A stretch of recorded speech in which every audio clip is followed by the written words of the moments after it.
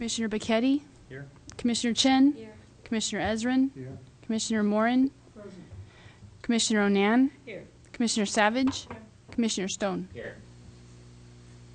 Thank you. All right, next we're going to have agenda changes, requests, and deletions. Are there any of those? Well, if not, then I will propose one that's a little bit outside the rules, but today's a special day for Commissioner Bacchetti. He's celebrating a milestone birthday, which I'm not going to disclose, but... Well, yeah. Everybody knows he's 50. Oh, yeah, he's 50. And 50's the new 40. So Ray, for your honored service to the city, I present you with mini scones and homemade oatmeal raisin cookies. Get better. And Oh, he never stops here. napkins to serve them with. So we'll have a little bit of a festive meeting tonight in honor of Ray. And staff has coffee and water in the back room, so anybody here is welcome to come up and get food and enjoy in honor of Commissioner Bacchetti. Probably after the meeting, or we could take a break between the first two agenda items and, Get some refreshments. yes, sounds They'll good. get better with higher blood sugar. That's my opinion. So anyway, so thank you all for letting me have that little detour. I'm entering my 9th decade, and I'd be glad to have you all celebrate it with me. Oh, great. And then we are going to talk about the oral communications. Now, is this a non-agenda item that Lynn would like to speak to? All right, so Lynn, can you come forward and just you get the mic. I think you need to get the microphone so we can catch you for the broadcast. All right, and you.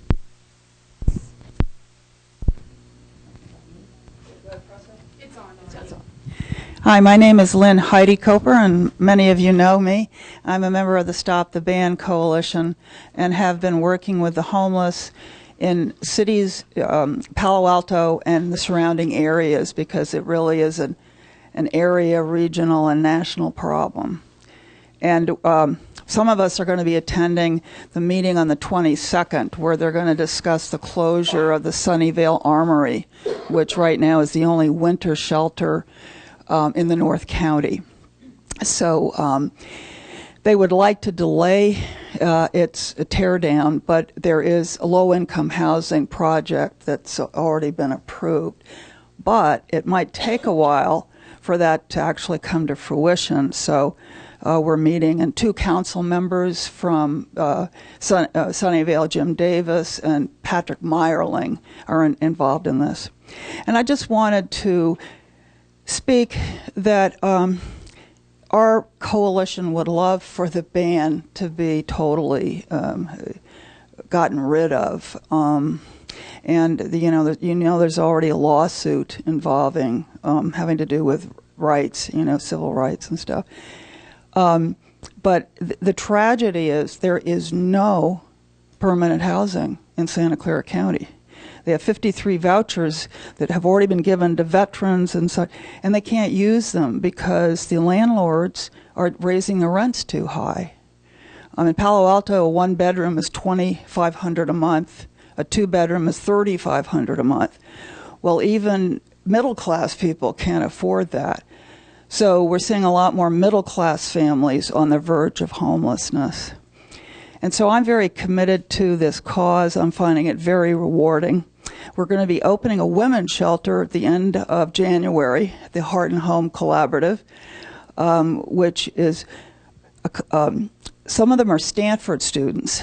Aparna is one of them, and it's a project they worked on. They had it open last year, too. And so I just wanted to keep the issue alive. And I know you've done a housing series, which is fabulous, that you got to hear from all the major players in it. And I know that you're committed to making sure we don't have any more people dying. The lady who died in the park apparently had severe mental illness and refused to go into a shelter. Plus, she was elderly. But, there was quite a few in San Jose, and so they had to take 300 people out of the cold and fill the shelters to over capacity. What I'm not clear on in Sunnyvale, I think it's approved for 120 spots. Last year, I think they had 150. I'm not sure what they did this year with those deaths, if they've upped the number of people that they're housing so people don't die. And I want to put a plug in for Neighbors Helping Neighbors, and I know that some of you are on a task force. They do a fabulous job in giving services. So you'll keep seeing us. There were supposed to be several people here tonight, but probably the parking is there's almost nothing there. But that's, and I know you're going to have the case managers, a panel of case managers, as I understand. Some of them may be working with the homeless. So we're basically gathering any and all information about homeless activities throughout the Bay Area. There's going to be a big day of action on Martin Luther King weekend in San Francisco that I'm going to. And Mountain View has a big active group. And apparently Sunnyvale does, that Jim Davis leads. So I'm hoping to get to know that group. And Chris Richardson of Downtown Streets team heads apparently a group called the North County Collaborative Group. So I emailed him to ask him who's in that group and what are, because I think they're part of the effort to try to find a replacement for the Sunnyvale Armory for next year. We've already approached Joe Simidian's office about it. So that's pretty much it. I'm so glad you guys are addressing these issues. It's a really important issue. Thank you, Lynn. Glad you made it to the meeting. All right, so now we have. I'm sorry. You need to. Thank you. I know, I'm always yelling at everybody else to turn it on, and I forgot my own. Now we're supposed to approve minutes, but did we have any minutes to approve? Okay, so there's no minutes to approve. All right, so we can begin our business. I'm wondering, do we want to just take a quick break to get drinks and cookies, or do we want to do our first item and then? Let's do our first item, okay. Unless you guys want drinks and cookies. All right. So our first item on the agenda is to continue our discussion from last December in response to the City Council's request to reconsider whether Avenidas and PAC should remain within the HISRAP program. And we heard last time from both Janice Shaw and Lisa Hendrickson that they would prefer to be taken out of the HISRAP funding cycle. And Commissioner Bicchetti had proposed a resolution, or is that a resolution or a motion? A motion for us to consider, and it's now in draft form for your review. And so there were thoughts on both sides of the equation in terms of keeping them in and taking them out. And so we really need to sort of pick it up from there. Commissioner Bicchetti, since you drafted this motion, would you be willing to kind of refresh our memory and kind of speak to where you were coming from in terms of proposing this? Since I'm now coming from a different place, I'd rather tell you about it. The motion you got with the agenda, and I imagine there are copies for everybody. Does everyone have, it's this one, does everyone have it? Yeah. Okay. That proposes that PAC and Avenidas be separated from the HAZRAP process, and the money that they get from that process would go along with them, with some provisos and caveats that are written up. But I've been rethinking that motion for a variety of reasons, and I'll provide a new motion in a moment. But let me say this about the issues. The issues, I think, in either motion remain the same. One is to satisfy Avenidas and PAC's concerns that money from their allocations would not be cut or redistributed to other HAZRAP grantees.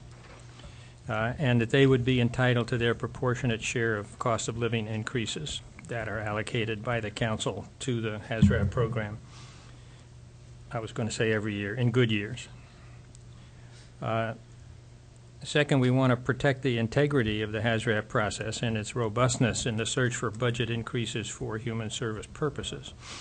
That means that we want to maintain the robustness in seeking additional funds from the council, from the Palo Alto budget, to augment the, what is it now, $1.25 million? $1.2 million that is annually allocated for HAZRAP purposes. And third, we want to keep the HRC meaningfully involved in city funding of human service for human service nonprofits, and able to make sound recommendations to the council on human services needs through their appropriate committees. which primarily is the Policy and Services Committee from our point of view. My first thought was that this could best be accomplished by disconnecting Avenidas and PAC from the HAZRAP process. That's easier said than done, since the HAZRAP budget is part of the human services budget in the city at large.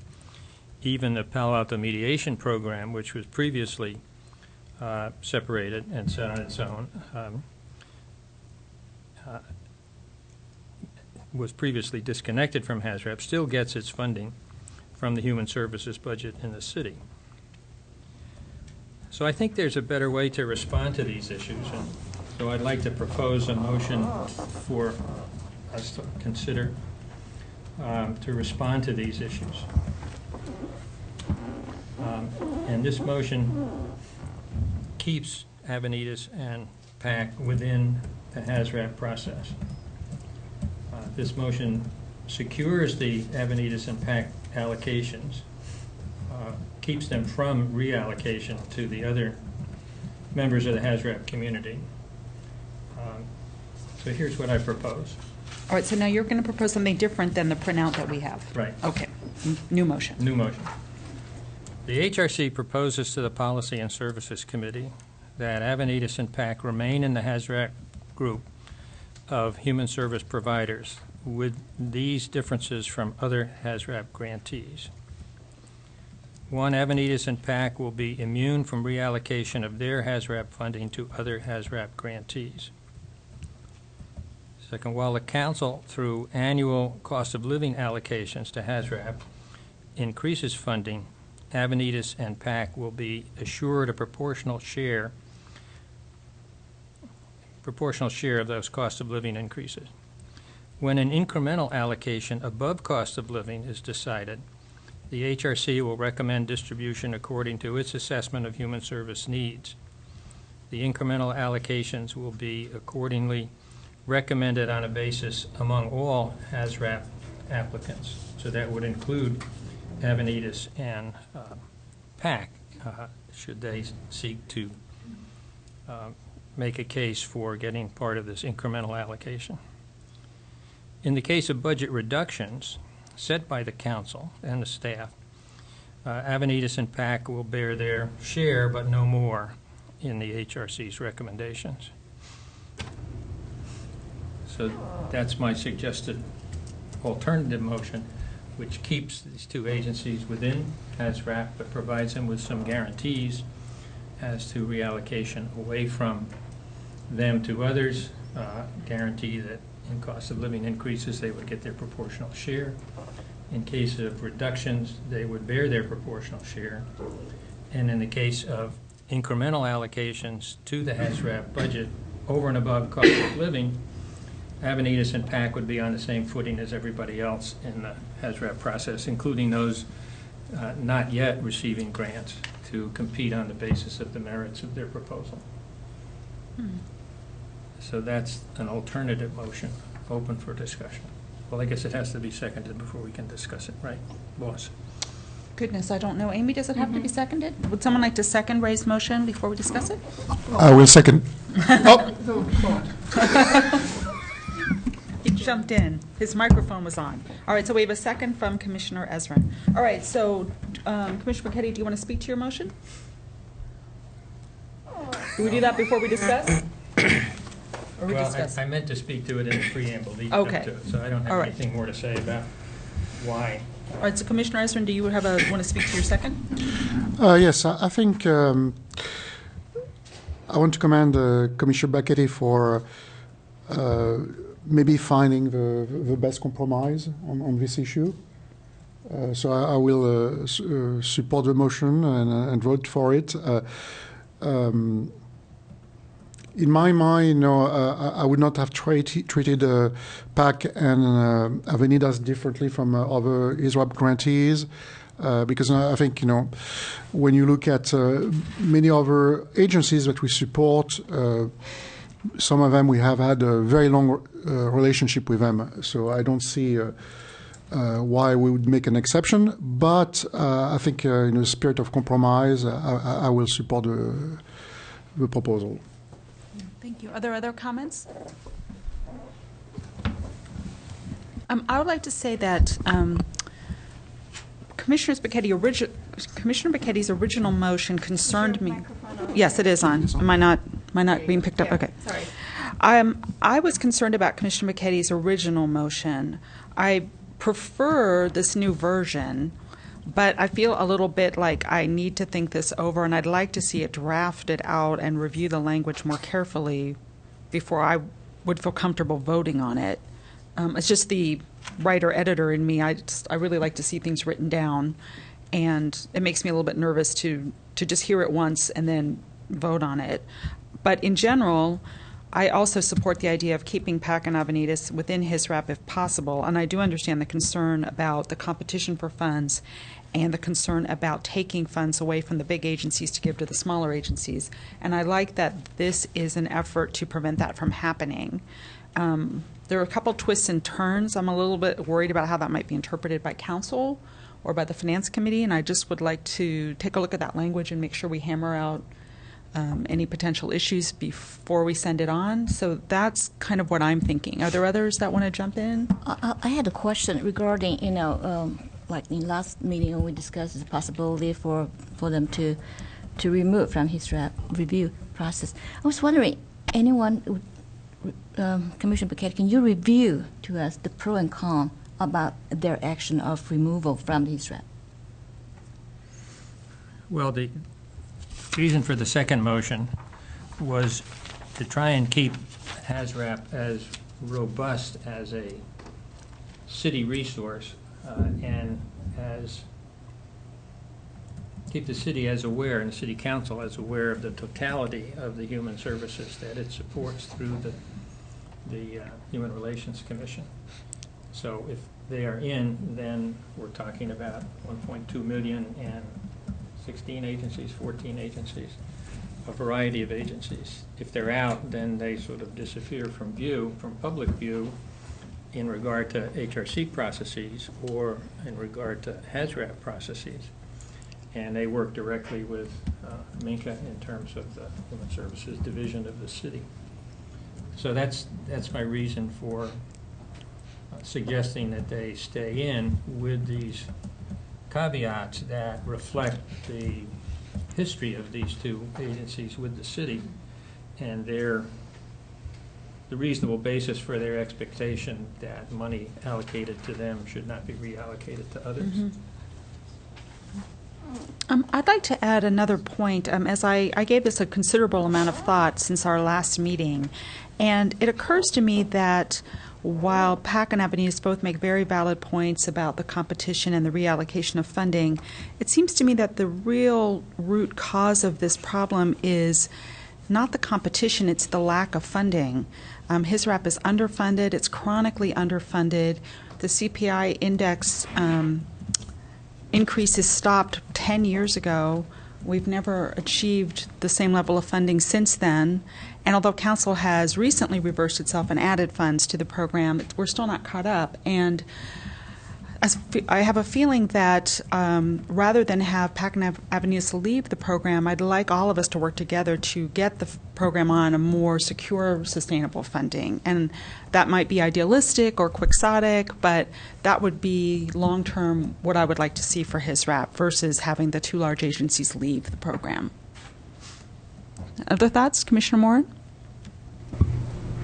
Yeah, somewhere in all these paperwork, I read that there was only one commissioner who was so new as to not perhaps understand all the workings. I feel that I'm still, after a year and a half, catching up. Now, why do I say this? Because I now have an understanding of one or two of these from having visited, among other things, that I didn't have before. And my feeling is, in fact, that Avenidas and PAC do have a special role, partly from being larger and servicing a large community that we recognize, that we've been working with for a while. I like what Commissioner Becchetti has done, partly because I like the way he's distinguished a bit between giving them a distinct, distinguishing them to some extent, and on the other hand, trying to find ways in which to include them. One question I have is it necessarily so that by taking them out of the process, that would make the smaller amount of funding, let me rephrase that. What impact would it, do we know what impact it would have on, say, council or others, which is perhaps the fact that there's less money in the pot would make it more obvious and more clear that there should be further funding. I wonder whether the fact that there is these two large amounts of funding that go to two organizations out of so many make it look like there's more there than there actually is for the rest of them. Does anyone have a comment on that? Well, my response, and I would welcome Commissioner McKetty, Commissioner Savage, other people who are very familiar with the city to please jump in because I don't know as much as you do. But my feeling is this: PAC and Avenidas do have a very long relationship with the city, and on city council they have liaisons to their agency. So they're very well known. Any city council member, any city staff that you say PAC or Avenidas to knows immediately what agency you're talking about and what their role is. But some of the smaller agencies are not very well known. So even city council members may not recognize the name of the agency, or they recognize the name but they aren't sure what they do. They've never met anyone from that agency. The relationship isn't there. That agency doesn't have that same advocacy within our city government. So I think I have a real concern that they would just be rolled over at a certain point because there just isn't enough information and enough contact and enough knowledge about their mission, but yet their mission is still vitally important to the community. I mean, these are agencies serving the homeless, serving disabled people, serving children, serving battered women. So they're not as politically visible, but they still need to be with us. So that is my concern. And I'd welcome, as I said, other commissioners to jump in with more thoughts on this. Clarify one way, which is that my question is, by having the smaller ones coattail on the two bigger ones, is that clearly a plus from those who are more experienced? It's not clearly because it's been an experiment in a sense. We've never done it the other way, so we don't know what would happen. There's a fear that the smaller agencies would be drop below the radar and just continue to be defunded and sort of wither on the vine. And that is such a fear of the HRC, or at least some of us on the HRC, that I think we've been trying to forestall that. And the idea is protect them while not doing harm to the larger agencies. The larger agencies are saying, no, you're doing harm. So I think we're trying to find a solution where the larger agencies are protected, but so are the other smaller agencies. And again, I think Commissioner Bicchetti has raised the point that we want to keep his RAP robust, whether it remains at its $1.2 million budget or whether the large agencies leave us and it shrinks down to about, $350,000 budget? Yeah. I think Commissioner Moran raises an interesting question, and I don't know the answer because I don't know what the future would hold. But I tend to agree with Commissioner Onan. This is, in some respects, a political process, and the weight, the gravitas of PAC and Avenidas is not inconsiderable in the city, and as embodied by their executive directors and their relationship with the council and with particular council members as liaisons. And so I think that if they are all together and if these two lead agencies are protected from loss in terms of everything being up for grabs in any given year, I think that might be the way of us having the best of both possible worlds. Not all possible worlds, but just both possible worlds. Mm-hmm. Commissioner Stone, did you have a comment? Yeah, well, I kind of agree with Commissioner Moran here because I think we've been speaking a lot, and it seems an absolute saying that, of course, if we take PAC and Avenidas out, the rest of the nonprofits might go unnoticed. Though, since we've never seen, we've never experienced that. We've never taken any large nonprofit out before, like we're discussing right now. I think it's so difficult to tell, and I could see a possibility where maybe once PAC and Avenidas are gone, council will be able to focus more on the smaller groups since they won't have the two giant nonprofits there taking up all the attention. So I think there is a possibility that there's a pro to this as well, and I still see Avenidas and PAC has such a history. They are clearly more influential than the others by just their pure share of the pot. So I'm not exactly sure where I stand on this, but I definitely agree with Commissioner Moore in that we don't know what's gonna happen there, and I think that is an interesting conversation to kind of continue if we don't need a vote on this today. Well, I did want to mention another concern on the other side that I shared, I believe, last time, and that still continues to concern me, which is the slippery slope argument. So a few years ago, Palo Alto Mediation Program left his rep. At this point, Pac and Avenidas want to leave his rep.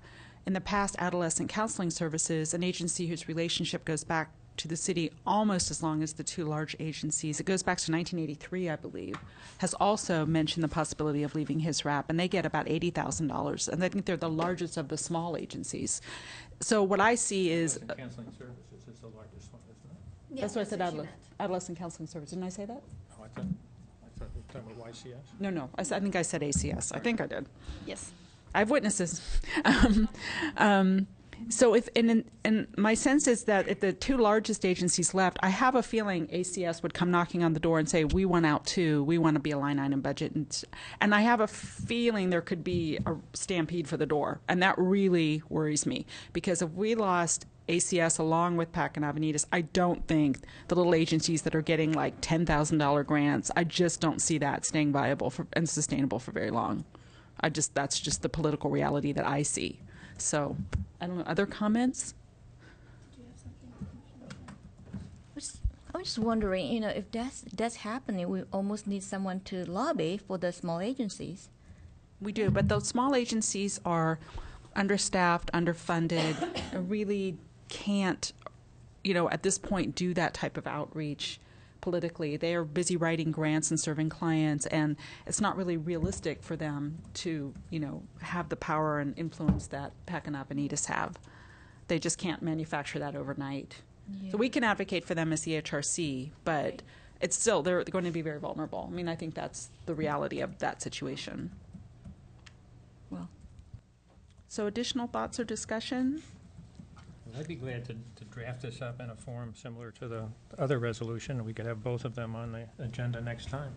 Well, I wanted to check with staff. Aminka, I believe we now have a little bit of extra time. You have a little bit of wiggle room, because now this issue is going on February 25th, not the 11th, because the meeting on the 11th for the policy and services is now the state of the city evening. So there is a little bit of wiggle room. It's still, if it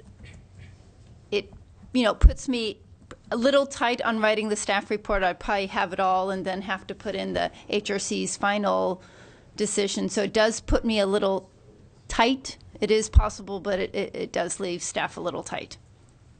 So, yes, Commissioner Ezrin?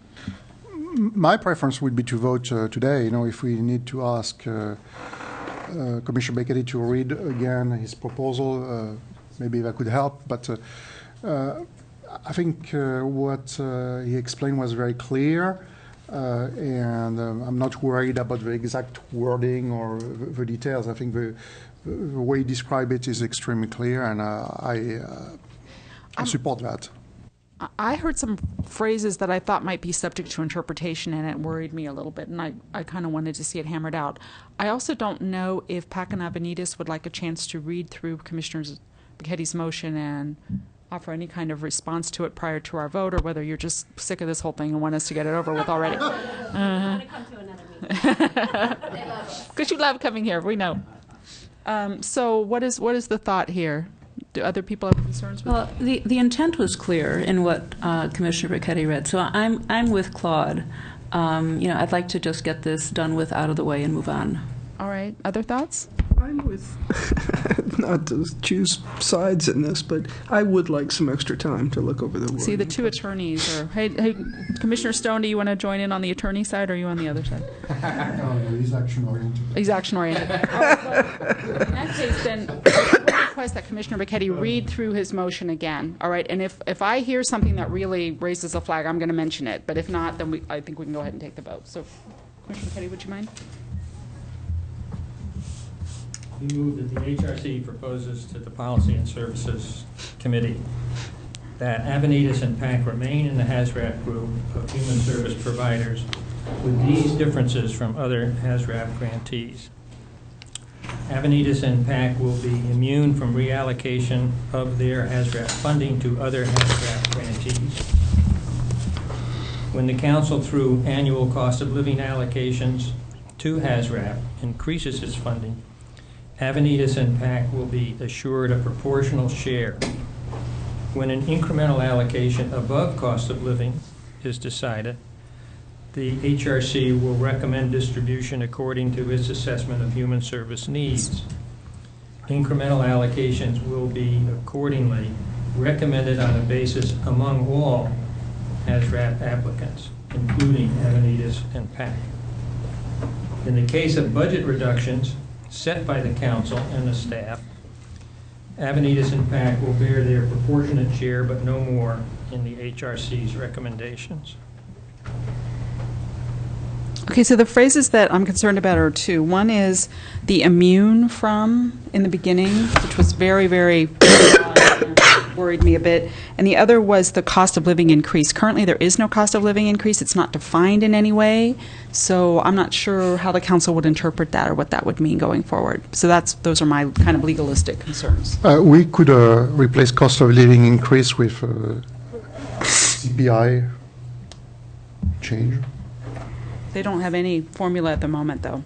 There is nothing. There is no regular increase of any kind. No, but we know what each year what the CPI is, and we'll know what the increase from the city council is, and we can compare the two.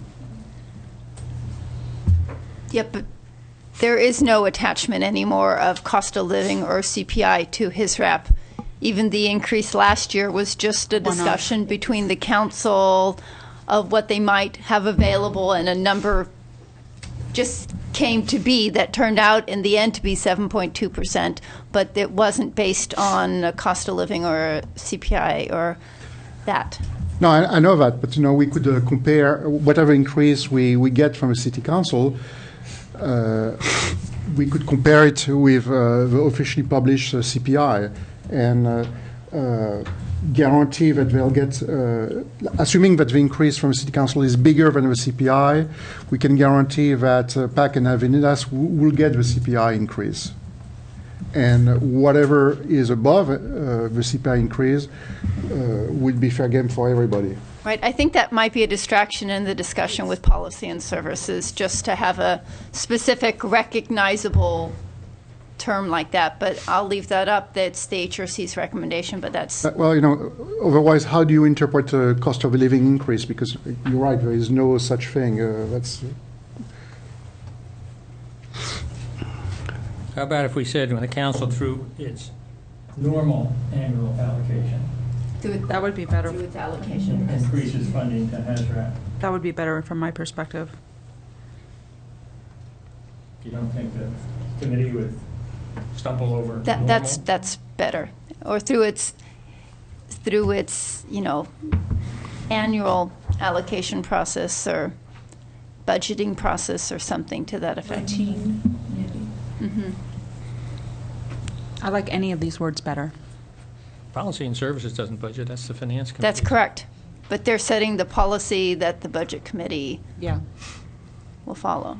All right, so what are we thinking here? The council, through its normal annual allocation, or just through its annual allocation, or through its budget allocation? Just say annual. I would say annual allocation, if any, because some years there is none. Well, there is always an allocation. Oh, okay, that's We're true. talking about an increase, so there's always an allocation. And even if the groups that are on, all the groups that are on the 2-year, it's a 2-year contract, or with PAC and Avenidas, it's a 6-year, but every year the council decides the budget for the next year. And, we go from the standpoint that it will be status quo, but they always have the option of increasing or decreasing. Mm-hmm. An increase in the middle of a contract cycle for HISRAP is very unlikely.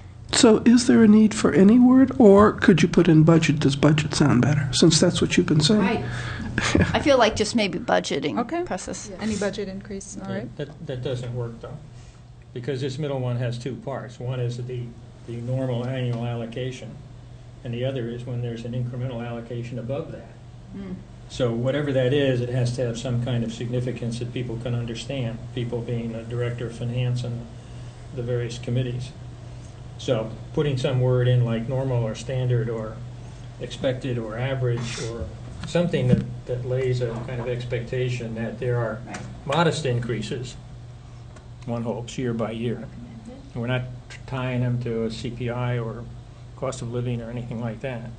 And then when there are increases above that, as we hope there will be if we keep arguing and if we are successful in raising the HAZRAP budget to 1% of the city's budget, then that will climb up.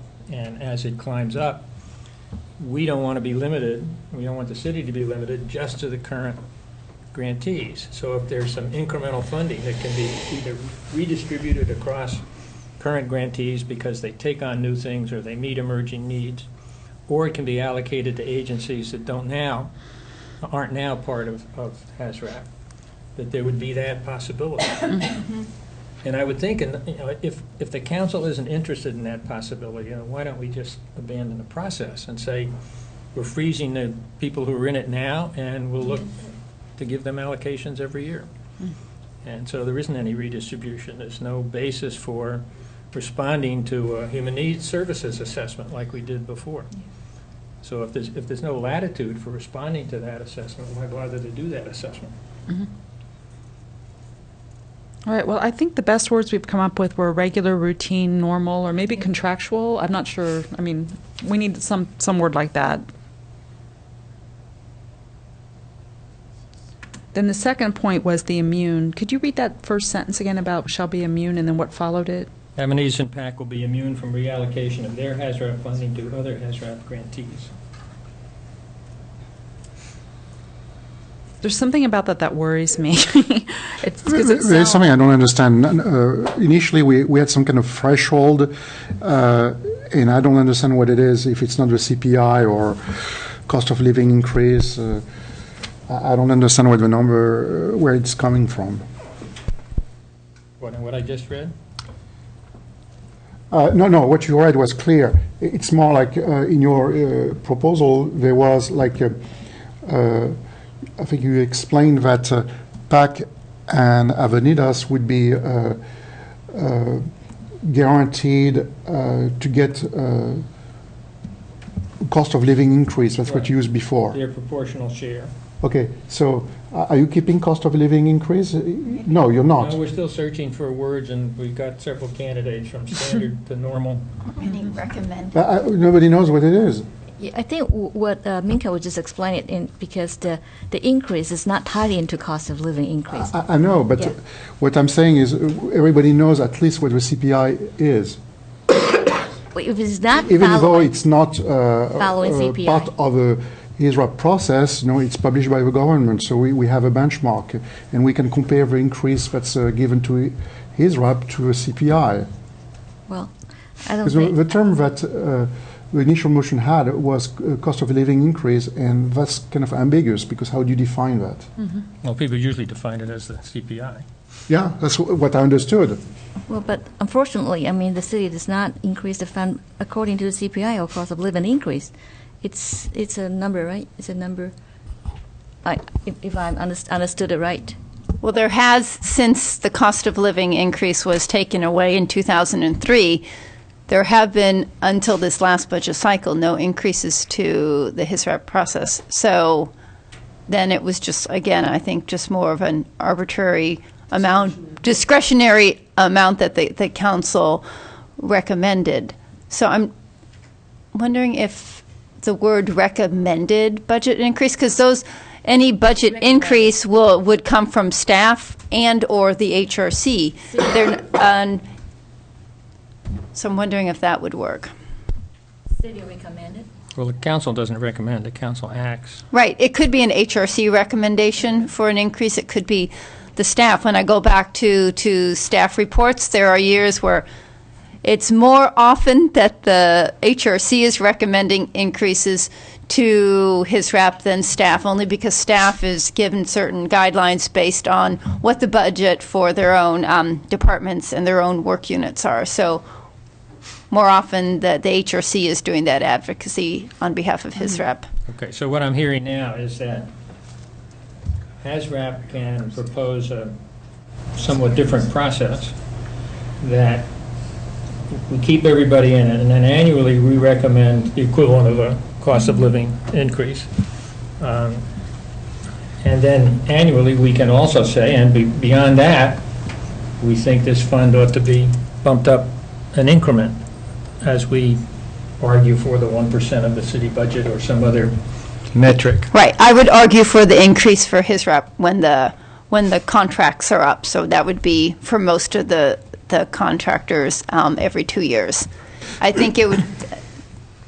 This is getting very complicated. I know, I'm sorry, but I'm just trying to think of it from the city perspective of how we do budgeting. I think. Well, again, rather than try to wordsmith it all here now, again, I would recommend that we take this offline, really work on this language, and come back with a much clearer proposal that we don't have to worry about next time. And I know that I hate to belabor it, I really do, but I really want to make sure we get this right and that we're all clear. So do I have support of the HRC in terms of tabling this until a vote till our next meeting? Now you do for me. And I want to apologize to Lisa and Janice. I'm so sorry. We really not as clear don't as mean it to draw sounded. this out. You don't like immune, how about inoculated? Vaccinated. No.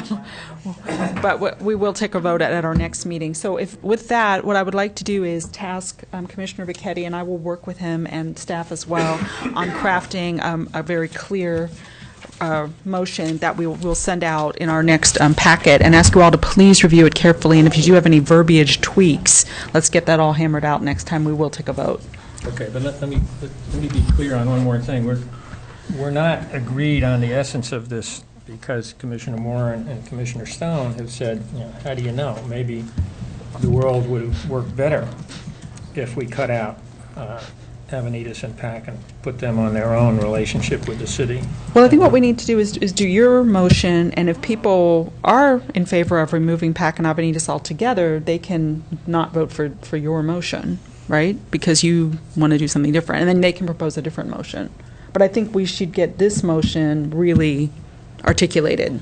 So we have a motion on the table, so I think in terms of procedure, we probably need to make a motion to table it. Yes, so do I have the support of the first and the second in terms of tabling it, in terms of? I'd like to move that we table this motion. Second? And I'll second.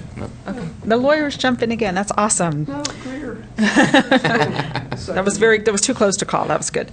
All right, so then we're going to table this motion. I appreciate the forbearance of the two agencies and the rest of the HRC. I'm sorry. And can we vote on that, the tabling? I'm sorry. All in favor? Oh, I'm sorry. Can you have a comment on a tabling motion to table? Oh, sure. Okay, so what I understand is we're bringing back this motion, wordsmith and smooth Kind of out like we did with this one, some yeah. of the ambiguity worked out. But we're not bringing back two motions, one to keep them in, one to have. Well, what I would propose. And then if the motion that Jill and I craft is not satisfactory, but then we're back to square one, and you two, the lawyers, will probably have another motion to propose, a different motion. Having thought through it, I have to say that your clarification of why we would want to keep them together has given me some pause, but it was just a query. No, it's. I think all of these are really good points. I guess what I'm wondering is, can I ask or task Commissioner Stone and anyone else who's interested in moving forward with the other option of removing PAC and Avenidas altogether, if you have a motion to draft it up prior to our meeting and submit it into the packet so that we can all review it beforehand, and so we can kind of move forward more quickly at our next meeting. And if you have changed your mind or don't want to do it, that's fine. But if you do, can we ask that? So if anyone has an alternative motion to the one Commissioner Bicchetti will be writing, please write it and submit it to staff in time for the packet to go out for the next meeting, and then we'll all have something we can actually look at and wordsmith together. Okay, yeah, and I haven't made up my mind yet on the issue, but if I do decide to go the other way, I'd be happy to write up a motion. Also, I want to know to be able to have PAC and Avenidas to be able to respond to both motions. I don't know if that's procedurally okay, but that would be nice to be able to hear their thoughts on it before we vote on it next time. That is the will of the chair, to invite the speakers, the representatives from both agencies, to be able to address the HRC. Yeah, I would be very happy to hear from them prior to our taking the vote next time, if they can, again, bear with us for one more meeting. I certainly would want to hear their input. All right, so can we take a vote on tabling, the official vote? I don't believe you did. Okay, all in favor of tabling this until next time, say aye. Aye. All opposed or abstain? Okay, so we are unanimous in that. The meeting is the second Tuesday of February, which I don't know. Second Thursday. Second Thursday. Oh my goodness, I'm so fixed on that meeting. The second Thursday of February, which is 13th. The 13th. So that's, I don't know if I can be here, whatever. And Lucy, you'd be welcome to send another staff member from Avenidas. We'd be very happy to hear. Or you can also send me something ahead of time that I could include in the packet, or Yes. staff can And we will distribute review it. on your behalf. Thank you for offering. I think we're on record as to what we Yeah. would like. Okay. So we'll, And as long, we'll see the drafts ahead of the motion. We can show it to you once it's in the packet. Yes. All right. Thank you very much. All right. So, Coffee break. okay, so do we want to take a quick break and have our coffee and scones and cookies and then get back to our housing series? I make a motion to. Make a motion. All right, I second it. We're going to take about 4 or 5 minutes. We still have a lot to get through, so should we go back to the kitchen and get? Yeah, it's just right in the back. Okay, and let me bust open the goodies here. I hope you like these, Ray. They're not from Milford, Iowa, though. But I got you little scones.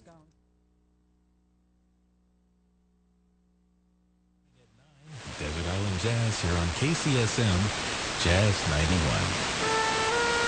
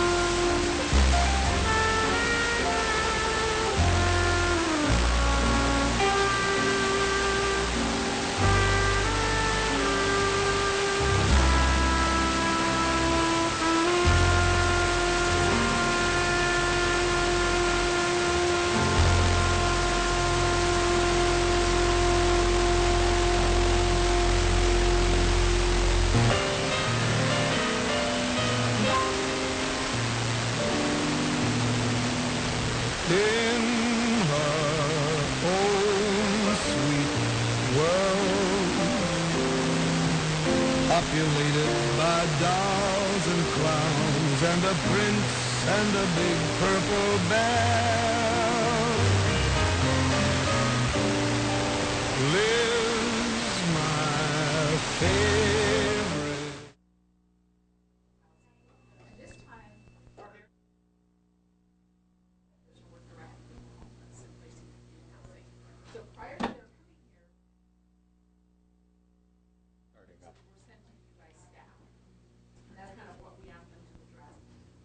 I know Heidi Reed from other meetings. I don't know these two nice people. I'm going to ask Minka, can you introduce all three of our speakers?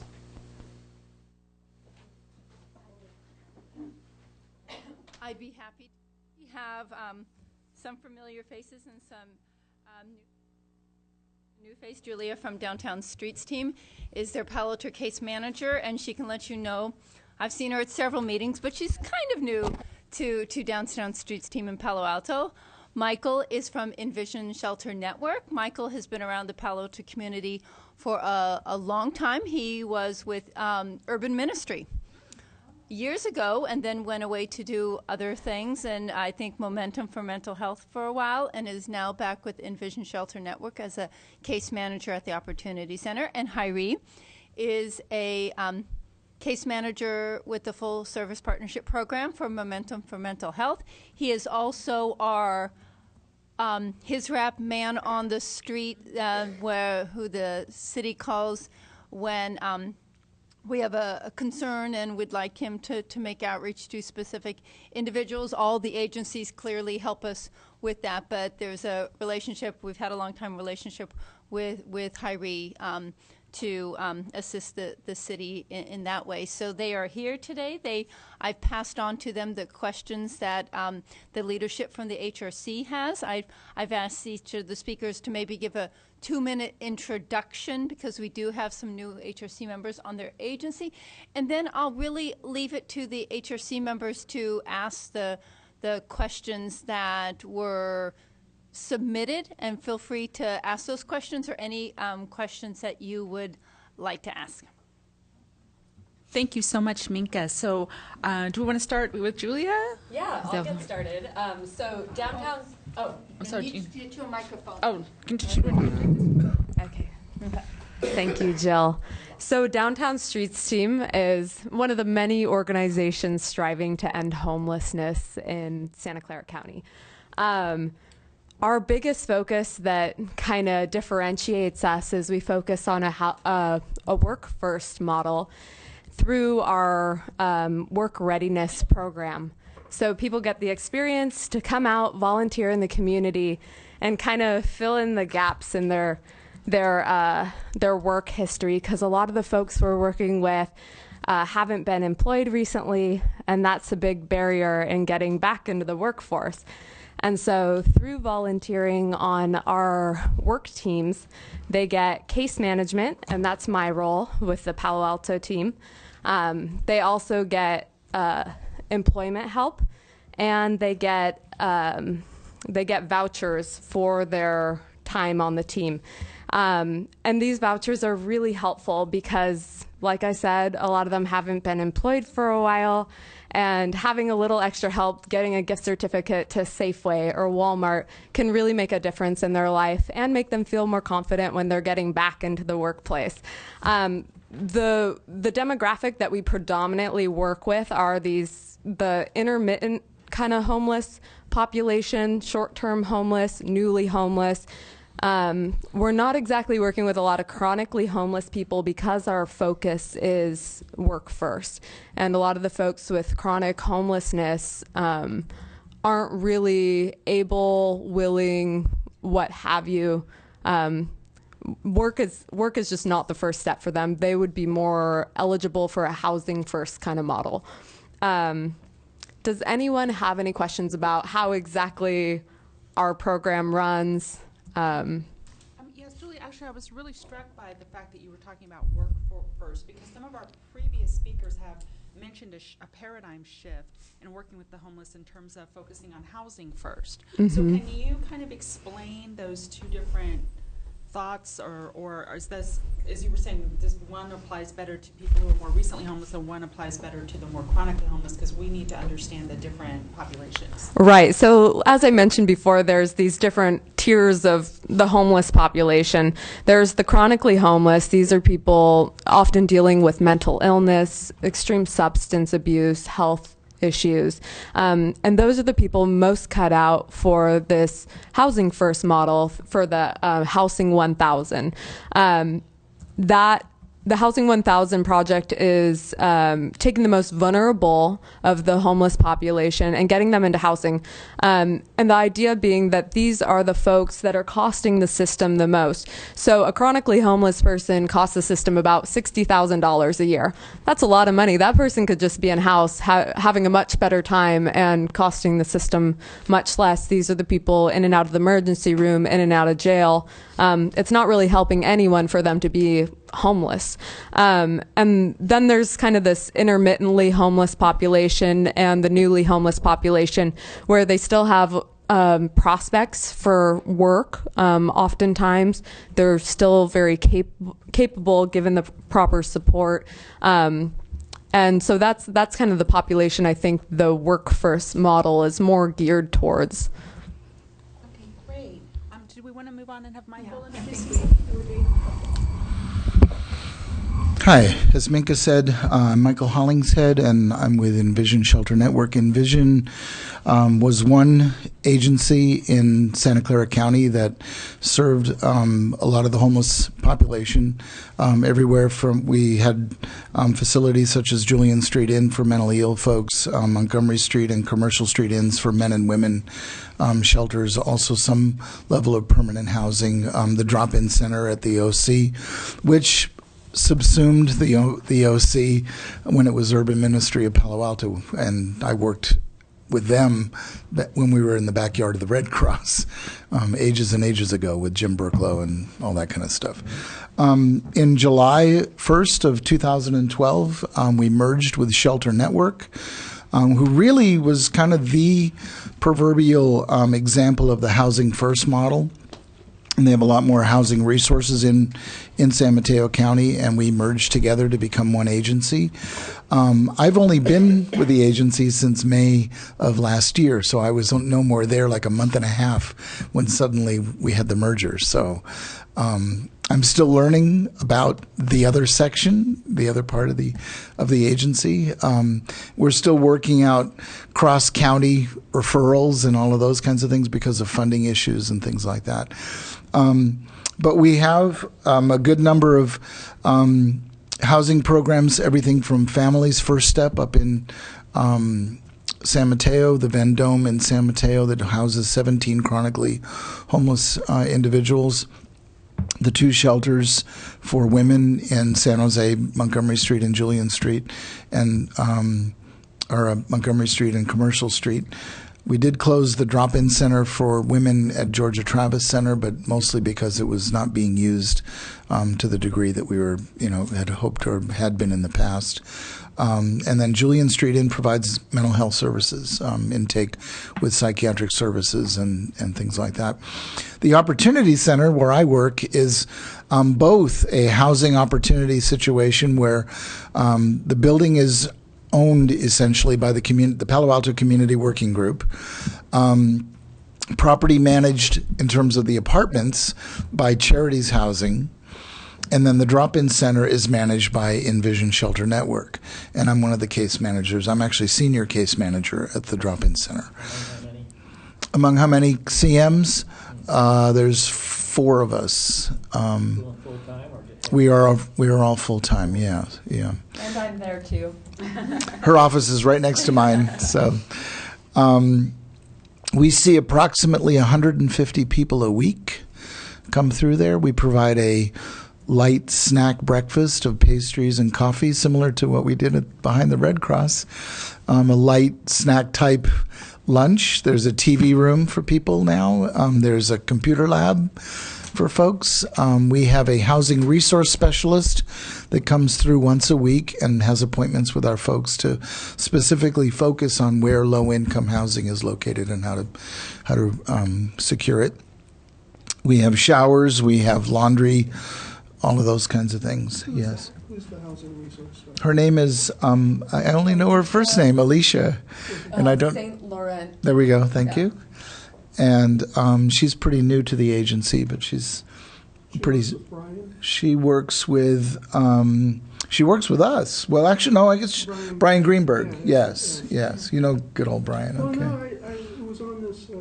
Oh, Commissioner Moore, make sure you're speaking into your microphone. Oh, no, I just met them, found them fascinating. Oh yeah, yeah, cool. When you said you see 150 people? A week. That's the floor, yeah? Yes. You don't see 150 people. Oh no, no. Are you kidding? That'd be. Divide those 150 people up.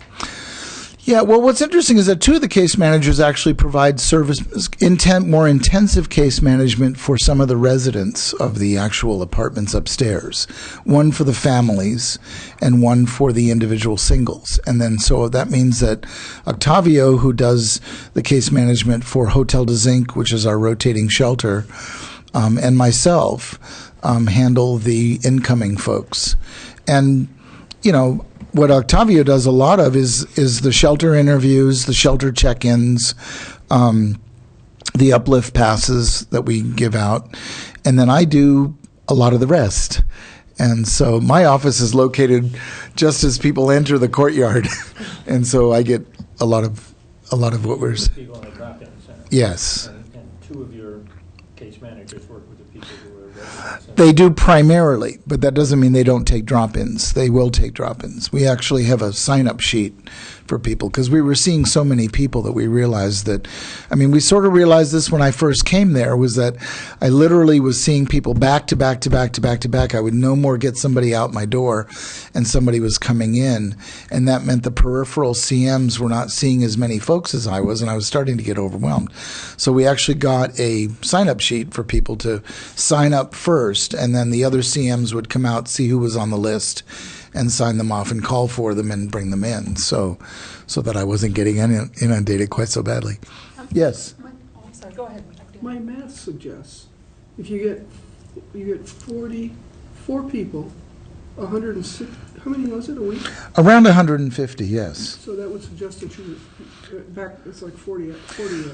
Well, it doesn't mean that we see everybody. Remember that they also can come in and they can hang out in the courtyard and smoke, or just visit with each other, or sit in the TV room all day and watch television, or be on the computers, or there to do their laundry. But the reason we know this is that they sign in when they first come in through the front door. So not everybody, we are not case managing 150 people a week. I mean, we would be overwhelmed beyond description, yes. So. Michael, I just wanted to ask, at the women's shelters you mentioned, are these for women with children, or are these women solo? How does that work? Women and children, yes, yeah. All right, I think we should probably move on and have Hyrie. You bet. Chance to introduce himself. So just for fun, I used to be Hyrie's boss when I worked at Momentum. When I worked at Momentum for Mental Health, I was the housing manager years ago, and we're still friends. Yes, we are, Michael. Yes, we are. Whether you like it or not. Well, my name's Hyrie Scheppeser. And first of all, I'm Swiss and I'm neutral. We all know that. And working in social services, I love it a lot. You meet a lot of people. And my main thing is to network with other agencies to help the unhoused population. And before I continue, I want to know who knew Lawrence Charles Duncan, Larry Duncan. He passed away a couple nights ago. He was on the board for the community working group. He helped open up the Opportunity Center. He did a lot of things. He was an icon of the unhoused person in here. He's the one that taught me the term unhoused. Now we got Stanford using that term. We got Santa Clara University. The county uses that term, and he will be missed. He also sat at this table with myself when I was with Urban Ministry. This is the last time I sat at this table, actually, was on a task force about aggressive panhandling back in the 1990s. So, yeah, he will be sorely missed. With Momentum, we have different types of things that we do. We have employment services, we have housing, we have case management, we have therapists, we have psychiatrists. We are the largest mental health service team in the county. We're bigger than county mental health. We serve, I forget how many people we serve, it's a lot. We have different types of case management. We have FSP, which is full service partnership, and those are intense case managers that work with hard to serve. My job is to go out throughout Santa Clara County and also here in Palo Alto to develop a trust and rapport with that population. My main population are those that have an Axis 1 diagnosis. A lot of them are duly diagnosed. They self-medicate, so they have a substance abuse problem and an Axis 1 diagnosis, which could be bipolar, a person that could be schizophrenic, major depression, etc. And I go to the meals, I sit down with them, I eat with them, I talk to them, and that's how you get to know them. By eating with somebody, you get to know them pretty well. And I tell them, I don't promise them nothing because the system is not a very good system. We need a lot of changes, especially in regards to housing. We need more affordable housing. We shut down the Alto Hotel, Casa Olga, the Craig. There's less SROs, single room occupancy, in the city of Palo Alto. And we're forcing the mentally ill, the poor, out of Palo Alto. That's my opinion. And then with the car ordinance, what happened there, to me, that was wrong also. Gloria Bush, who died, I knew her since 97, and she was schizophrenic. She, but always smiled, had those beautiful blue eyes, and I would eat with her and talk to her, but she would always be responding to internal stimuli, and, I offered her housing 3 or 4 times, and no, Hyrie, God says I can't have it. I don't want it. I'm okay. She wasn't holdable because she was going to the meals. She was eating. Hygiene wasn't that good, but, that law is good and bad in certain situations where, some people should be put on a hold to get on meds and be compliant, but then they have a right not to accept meds, and I'm with that too, And I feel for Gloria and for her daughter, who I knew also, So population I work with is a difficult population. It takes years to house people, and sometimes it happens quickly, sometimes it takes a long time because you got to build that trust and that rapport. If you don't have that with most people, you don't have a relationship, and you got to build a relationship out there with that population. I do the whole county. I do, and I go under the bridges, and I've been doing it since July of '86, a long time. And so what I try to do is I try to network with other agencies to find what agency can best meet my partner. I don't call them clients, I call them partners. We're all in this together. And we call them guests. Yeah, and with North County Alternative Services, that's where we work with the court. We work with Sunnyvale PD, Los Altos, Mountain View, and Palo Alto. I work with Gary Goodman, the public defender, Cindy Hendrickson, the DA, Judge Kumley, and other judges around, and we work with people that have a lot of contact with the police. Most of them are unhoused, and they get open container, drunk in public, illegal lodging, which in the garages, if Gloria was in the garage, she probably wouldn't have died. The wind, the chill, the cold gets to you. If you go down below, it's warmer down below in the garage than above. Like basements used to stay the same temperature all year round. It's like, I think we need more shelters. We need we need more permanent housing, low-income housing for the population. And they're on this side, they're on a fixed income, and it's hard. So. Well, let me stop you there because I think Okay. you're touching on a lot of points that the commissioners are going to have questions about. Okay. And I want to welcome all the commissioners to jump in and ask any of the case managers any questions you have. I'd like to start us off by asking about the barriers to housing for unhoused people. So we've heard from other speakers about the lack of Section 8 vouchers, the lack of affordable housing, and so forth. But I understand from what you're saying that there are barriers on the other side. There are people that are difficult to house because of mental illness or other issues. So can you talk to us about, kind of relatively speaking, which barriers are the most difficult to overcome? In terms of city policy, what are the things that we could or should be working on? I think the first thing you have to have a good assessment of the person. You got to find out. I always try to ask them, what caused you to lose your housing? Well, it was a landlord. No, what really caused you to lose your housing? Something happened. If you don't solve that problem, they'll lose it again. And what is that type of problem typically? Is there a typical answer? They're not med compliant. they're not taking the medications, they make bad choices sometimes. They have mental health issues, also drug or alcohol issues. If they could, I believe in a harm reduction model, but start to do the reduction. Don't continue your same behavior. You want to decrease what your intake of alcohol and drugs, and eventually taper off of it. I don't believe in doing it cold turkey, unless you're in a setting where they can help you get through it. If not, you can die going through detox. So you need a professional taking care of you while you're going through that process. So then would your recommendation, and not just Heidi, but anyone, be that we need more mental health services? Is that like the first? Well, I think there is that. I think what we might, what we need is, in some circumstances or in some instances, we need more intensive case management, more follow through with individuals once we do the housing first model. But the other is that, I sat down one day and I have a caseload of 28 people. Sometimes it goes up to 32, sometimes it drops down to 25, but it's usually about 28 folks. And I would say between 60 and 70% of those people have some form of income, whether it's SSI or SSDI or a part-time job, full-time job, whatever the case may be, and they can't afford to be anywhere. And invariably, some of these instances of eviction have not been related to the things that Hyrie is talking about, but simply that the rent went up and they can't afford to pay it. And they were borrowing from Peter to pay Paul, and then finally the money's gone and they've got $38 left, to feed their family with or feed themselves with.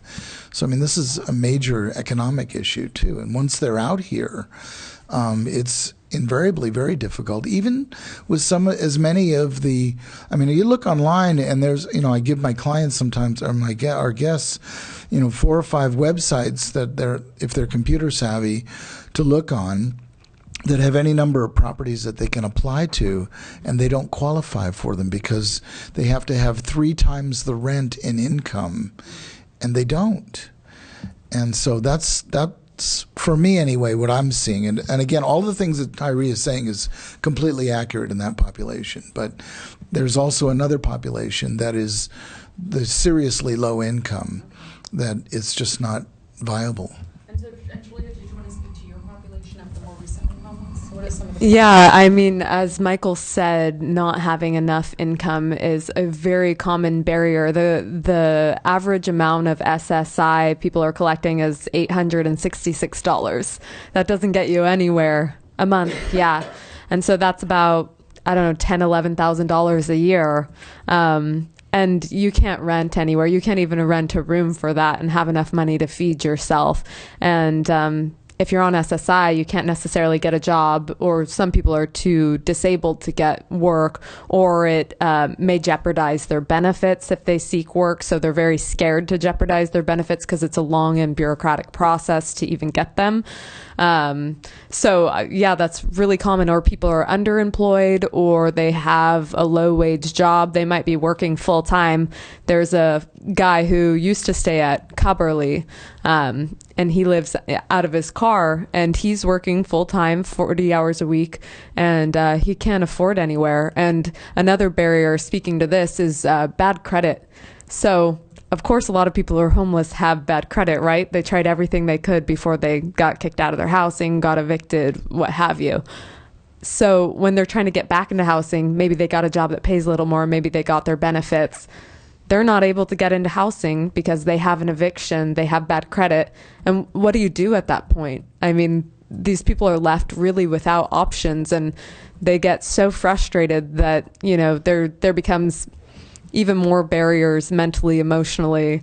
And so there's a whole myriad of why it's complicated. And beyond that, Michael and I were just speaking about this. Sometimes you get someone so close to being housed and they self-sabotage. We had a couple that we almost got into the Opportunity Center, and I was told they didn't show up to their appointments. And so I called and I said, hey, what's going on? I thought you were into this, really excited about this. And as a case manager, this is the most frustrating thing in the world, because you want so badly to make these people's lives better, but they have to have the same goal in mind. And so as I talked to the woman, I realized, this is not a common goal. They don't want to be in this place. And so, just having to step back and accept people's decisions, and that they're gonna self-sabotage, and getting to the root, as they're saying, to why they did that. What is their barrier? Why did they originally lose their housing? And for this situation, why weren't they willing to go into this apartment? What are their needs, and why weren't they being met by this situation? And that's where the intensive case management comes in. When you have a caseload of 20 to 40 people, how are you gonna give people the support of getting down to the root of these issues of their lives, and how their lives unraveled, and how to put those back together? I want to just say something about that. Yeah. Just so that you don't have the impression that that's the majority population that happens to. For a while, when I first came to Envision, before we had the merger, I was in charge of the intake process for the Atherton Court Apartments over in Redwood City that we are that we sublease from Newlands Properties. And I would say between the time that I began and the time I stopped doing that job, I entered or admitted or whatever 10 individuals, let's say, into that property. Out of that, about 3 people blew out one way or the other. One of the people was one that could, in a very similar situation, got in the door, actually got his apartment and got his keys and sat on his bed, and the next day was out the door and left a note, "Thanks, but it's not for me." He'd been on the streets for 22 years. There is such a thing. I mean, a lot of, like with people that are institutionalized. I mean, you've seen Shawshank Redemption and all of that, where people are institutionalized to prison. Some people become institutionalized to homelessness. And so this one individual couldn't do, and I'd known him since the days of urban ministry.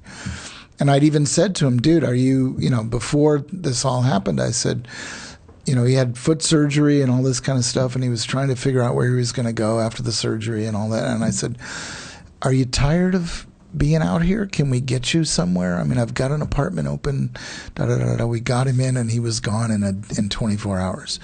2 others exited as a result of substance abuse and the usual things and stuff. But that also meant that 7 people stayed.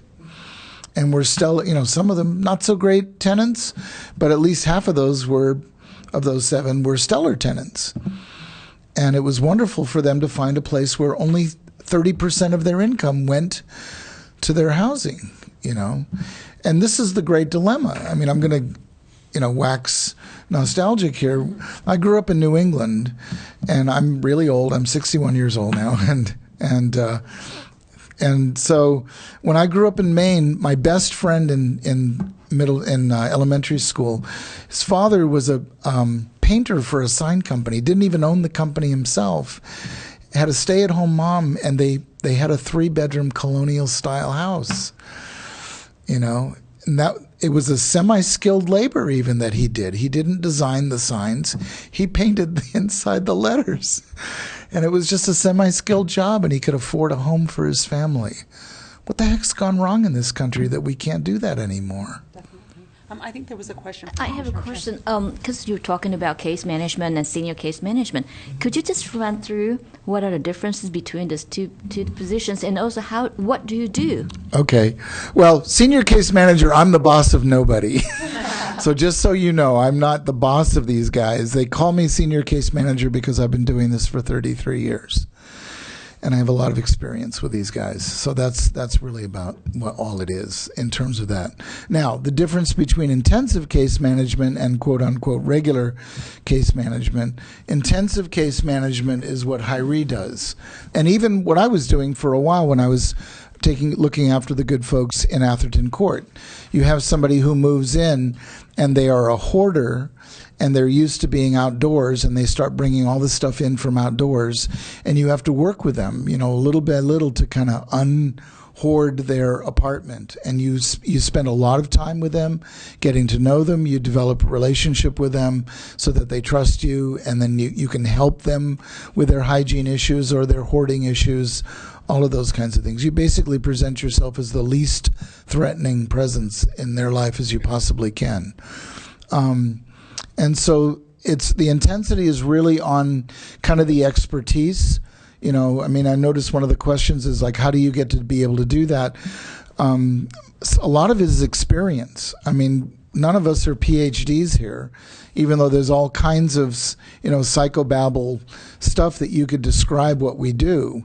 But we don't think of it in clinical terms. We think of it simply in relational terms, where we develop a kind of relationship with these people that they trust us.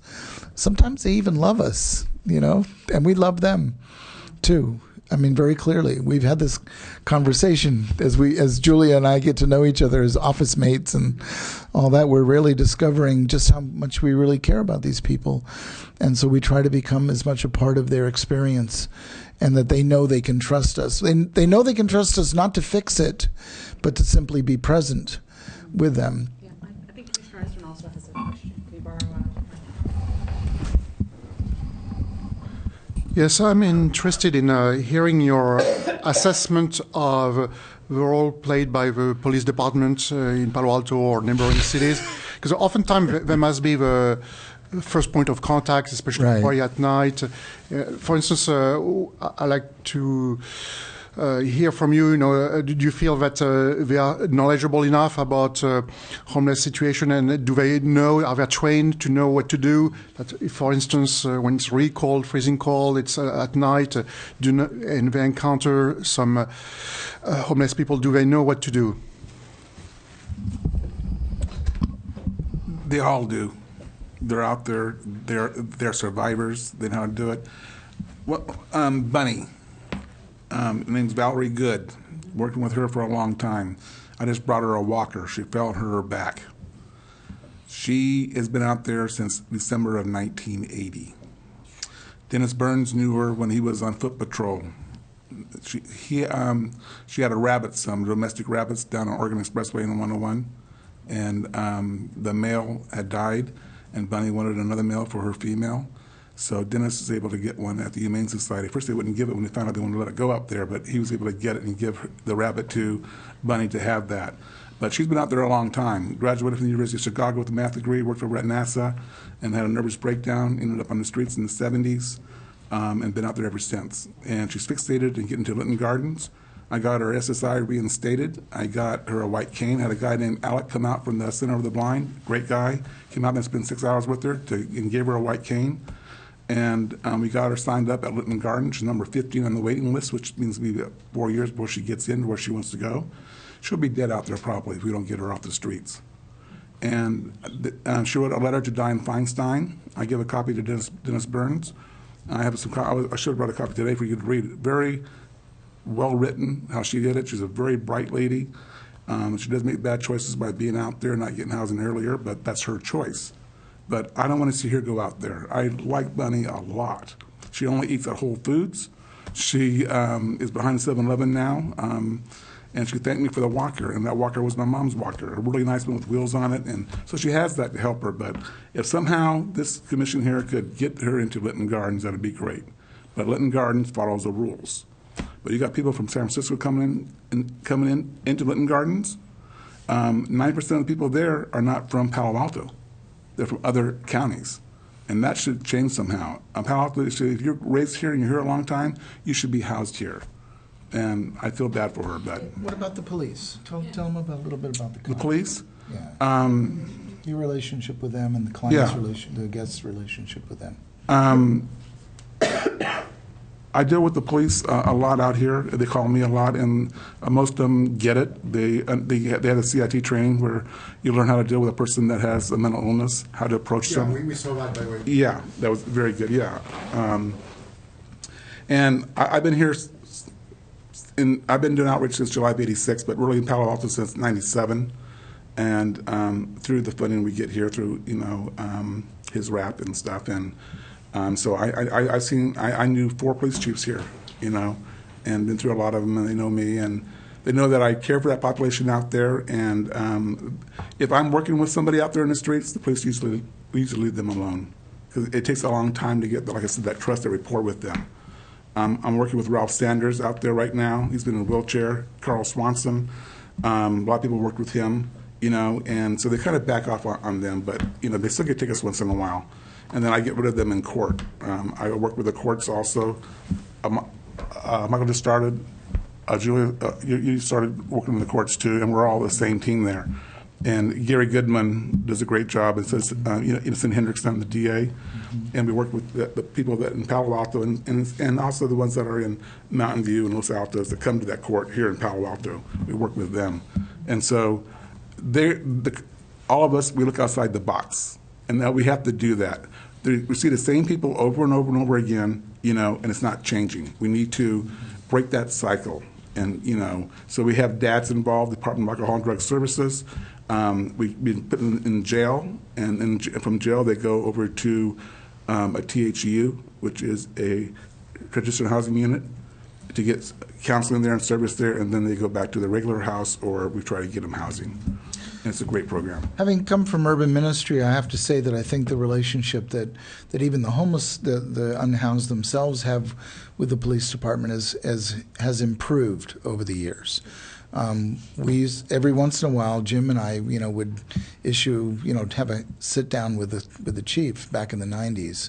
And because we had issues. I mean, we'd be walking down the street with two of our guests who happened to be African American, and they'd get jacked up by a bike cop for nothing. And the officer would tell me to stand 30 feet away and all this kind of stuff, and eventually let them go. But it was just intimidation is what it was, And we don't see that anymore. So. Well, just one quick question for advancing the previous one. So do you believe the police around here are sufficiently trained when they're called out to respond to a mental health incident or issue? I'd say most of them are, it's a few that aren't. Yeah. And, and then I just go and talk to Bob or to Dennis about it, and I don't have the problem again. So I would say so too, because we do have them out every once in a while to the drop-in center, and they've always been, they always do what I call, go underneath. If the individual will not leave and they've been verbally aggressive and all that kind of stuff, they don't tend to use force of any type, and they have a conversation with them and eventually get them to go, or even stay, but just you're going to obey the rules and you're going to be able to be here and all these kinds of things. So I've only seen one instance that it got a little hairy, but the individual got pretty hairy as well. So that was. Please. Well, I just wanted to ask if everyone's familiar with the North County Alternative Services. Okay. I just wanted to make sure that was. I can't speak for the commissioners. No, please. Okay, I know Minka is fully involved, so I wasn't sure how far that knowledge spreads. But the North County Alternative Services, I think, was started by Chief Burns and a couple people, or Brad was. Zook. What's that? Brad Zook started it. Okay. The idea from Santa Fe. So basically, the court that Hyrie was speaking of, the Palo Alto Recovery Court, was born out of this collaborative, the North County Alternative Services. And basically, the collaborative is Dads, Envision, Momentum, Downtown Streets Team, the police department, the DA, the judge, this huge coming together of all these services in the county. What is DADS? DADS is Drug and Alcohol Department. Sorry. Oh, Department of Drug and Alcohol. Okay. Something like that. Some combination. And so they thought, if we get these organizations together and brainstorm, we can come up with some viable alternatives for kind of decriminalizing homelessness, because these people are in and out of the jails, and that's very expensive for the county. And it's not helping these people. They're in and out because they're not being helped. And so putting our brains together, we get to go into the courtroom and kind of put all these people with these crimes of homelessness, like loitering and trespassing and drunk in public, these kind of charges, calendar them all into the Palo Alto Recovery Court, and then we get to all be there on the floor and talk to the people who are in jail having their cases reviewed, and we get to offer our services when it's applicable. So rather than just being stuck in jail, someone can get transferred over to DADS and serve part of their sentence recovering from their alcohol addiction, or they can get referred to Momentum or Envision or Downtown Streets team depending on their need. And so this is a very innovative way to address some of these issues of homelessness, and we're hoping to see more of this happen. Downtown Streets team is also in San Jose, Sunnyvale, and San Rafael, and we're trying to kind of spread this idea down to these other cities, because it's been so powerful here to see people get out of a jail sentence who really shouldn't be going to jail, and they really need recovery and support, and not just to be warehoused, for a couple weeks, months. It's more cost effective too for the counties and cities. It's less recidivism. Yeah, exactly. Do other commissioners have some questions? Because I have a couple more. I got a question. Oh, go ahead. How do you guys get trained to be case managers? Where do case managers come from? Is it some spontaneous human relationship? Come from your soul, or do they actually come from some kind of training program? I'm gonna. All were bad in math, so we had no choice but to become case managers. I'm not that bad at math. Okay, I just want to speak to this because I'm new to the field, and I feel very grateful to have the opportunity to be in this line of work. I've always known that I want a job that serves my fellow community members and to improve my community, but I wasn't sure what that looked like. My friend started a nonprofit down in San Jose, and I got involved on the administrative side of things, doing development work, and I learned very quickly that that's not the kind of work I was interested in, and I had this opportunity to apply at Downtown Streets team. Luckily, they don't require a master's in social work, which a lot of organizations do require that kind of accolade. And so luckily Downtown Streets team specifically looks for a certain kind of passion and mentality, and that's what I really see at the core of being an effective case manager. Can you connect to other human beings? Do you view them as, being another human? Do you have that kind of empathy to sit through these very complicated and deeply difficult issues and want to be an absolute advocate for this human being in a horrible circumstance? And I think it's a personality thing, honestly, from my opinion, but I don't know what you guys have to say about what makes a case manager. I have a question, is that, Well, let them respond and then we'll. Okay. I think that's absolutely right. I mean, we do have clinical training and things like that, but and those are all very important. I mean, they're tools, but we have to use them so deftly, because these are human beings that have invariably suffered from post-traumatic stress disorder, unrelated to military life. I mean, just life in general. My very first person in my career that I worked with was when I was an undergraduate student, and I did an internship in child psychology, and I worked at a children's center with emotionally disturbed children. And my very first child that I encountered and did one-on-one work, her mother had lit her on fire with alcohol when she was 6. And this is my introduction to human pain. And so it was initially pretty overwhelming, but what I've discovered over the years is that we had this wonderful trainer that came to urban ministry one day, and he did this training, and the thing that we all came away with was when he asked us, who do you think burns out faster? The person who sits on the steps of a residential treatment center and listens to a person pour their heart out about what their family of origin issues are, or the person who works at the Social Security Administration behind the window and checks off the boxes for whether they're eligible or not. And invariably, a number of people actually held up their hand and said the person on the steps of the residential treatment center. And he said, no, it's the other person, because they spend all this energy pushing them away and making sure who's eligible and who isn't, as opposed to the other individual who comes this close, their humanity to their humanity. And I never forgot that. And there's an old, I don't know, you guys remember the rock star Jackson Browne? Wonderful song called The Fuse, and this wonderful line in it, the fear of living for nothing strangles the will. And I've always remembered that that's what so many of our people suffer from. I'm also an ordained minister in the United Church of Christ, and so I have a double master's in divinity studies and social work. But everything I came away from graduate school, whether in seminary or in social work school. Those tools are useful, but I learned almost everything here, not in this particular setting, but in all of the settings where I've met these people, where meeting Larry Duncan and meeting, all of them, that they've taught me so much about myself, what my own issues are, and what it means to be a human being. Well, let's hear from Irene. Please. Mr. Chen has a question. I tell people, meet me halfway or don't waste my blank time. No, I'm serious, because I have over 300 people opened up throughout Santa Clara County. And if I put the energy to somebody, I want they want to have to change. I mean, I'll help them with the tools. And my main thing is to network with other agencies. I have a woman named Jackie over Social Security. She'll come out with me on the streets and get people signed for SSI. I have people over at DADS. I have people at each agency that I know will follow through. Half the case managers are burned out. They don't follow through. That's a crime to me, because the partners are the ones that are losing on that.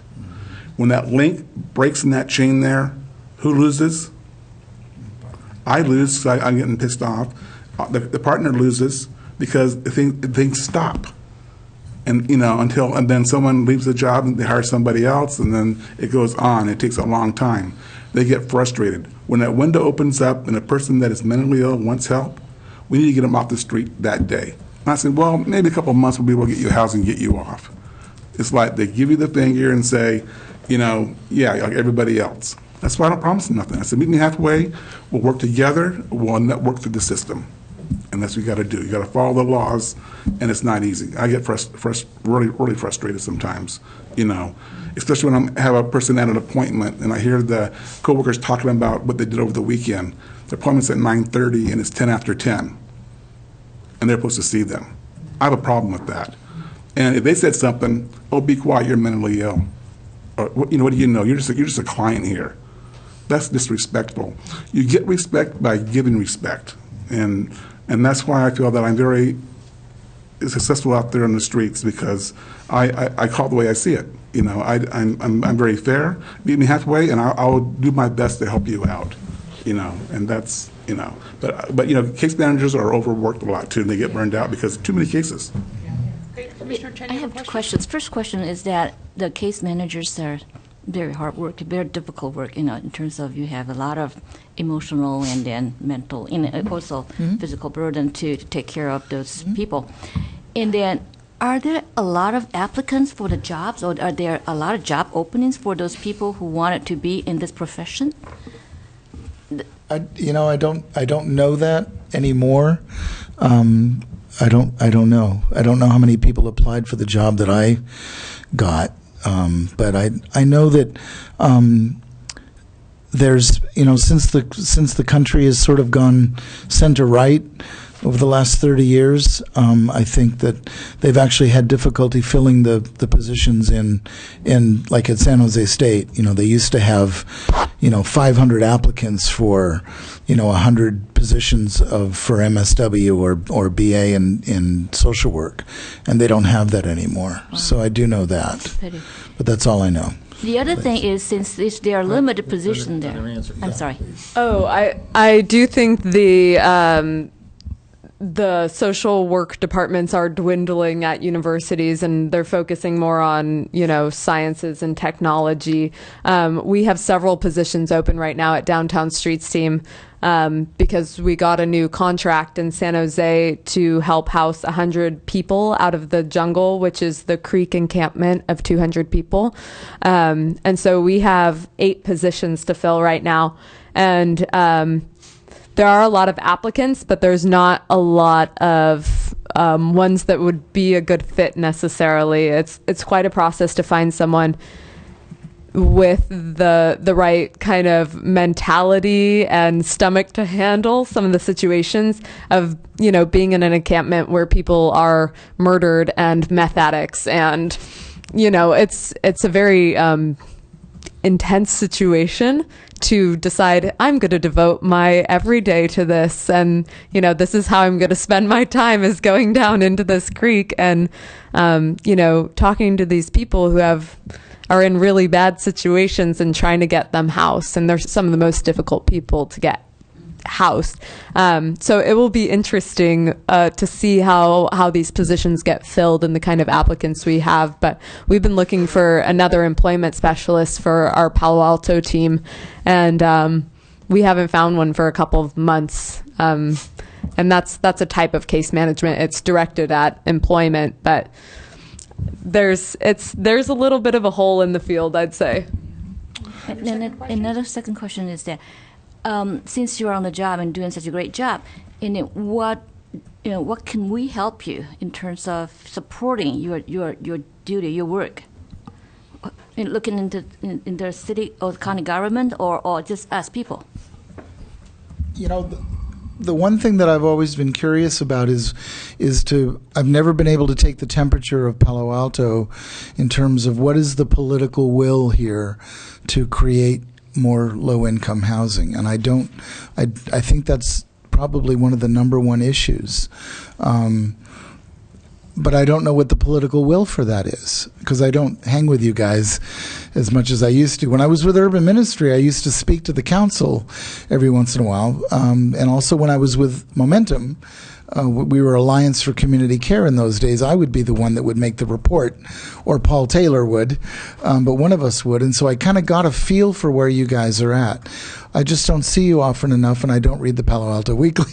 Michael, they're all great people here, by the way. Of course they are. We need more money, Momentum does. So I just, and that's not a critique. I'm not saying that it isn't there. I'm just saying I don't know what the political will is for that.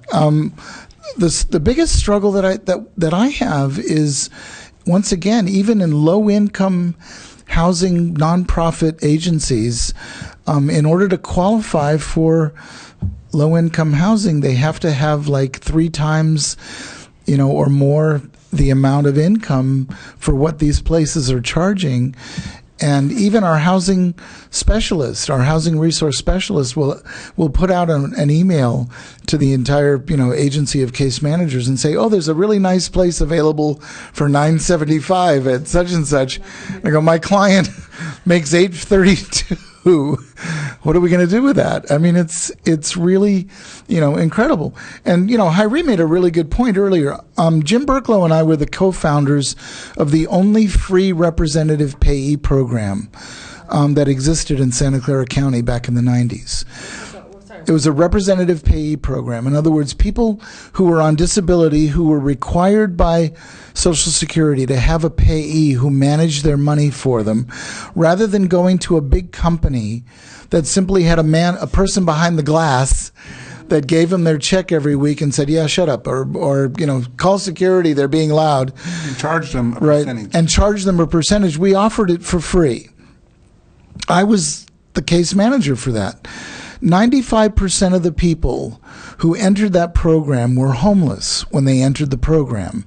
Within 3 months, 95% of the people that were in the program were housed. Now you can say, "Yay," and all that kind of stuff. We need to bring back the rent payee program and all that kind of stuff. No. You know why? Because we housed them at the Palo Alto Hotel, the Craig Hotel, Casa Olga, places where they could actually afford to be. The Barker. At the Barker. We managed their money for them, and they were indoors. I have never had the hardest time housing people in my entire career as I have in this position. And also, if they have eviction on their record or bad credit, it's hard to get in. What I do is I have them write a letter to the landlord, and I write a letter on our letterhead telling them, we need to work together as a community and give this person a chance. Momentum will back them up. Give this person a chance so they can get their credit good and pay their rent and show that he can do it. Give them a chance. He did his time. He made a mistake. He's med compliant now. He's doing well. We need to give him a chance. Don't say no to him. He's heard no too many times. And we have some landlords that will do that. And talking about the jungle, that's a nasty place down there. I've been down there, and there are killings down there. I go down there a lot. I know the Parrot Man down there. I've taken a lot of people to court. I used to work with Judge Akala outreach court down there. Now we have outreach court with Judge Manley, but I used to bring people that had tickets and stuff, and Judge Akala, when we became a judge, used to be the DA up here, Javier Akala. He would just dismiss the fines off the record and get back their license, and people's faces would just change, like, wow, man, I can't believe I got my license back. Some are working now and doing better, and they're giving back. They're paying taxes now, and, you know, it's great. But good luck with the jungle down there. Yeah, and Judge Manley's court is still going strong, the outreach court, and that's how we get rid of a lot of smaller fines in the South County area. So that's a really cool resource. What was I gonna say? What was the last question? I had something to say about that.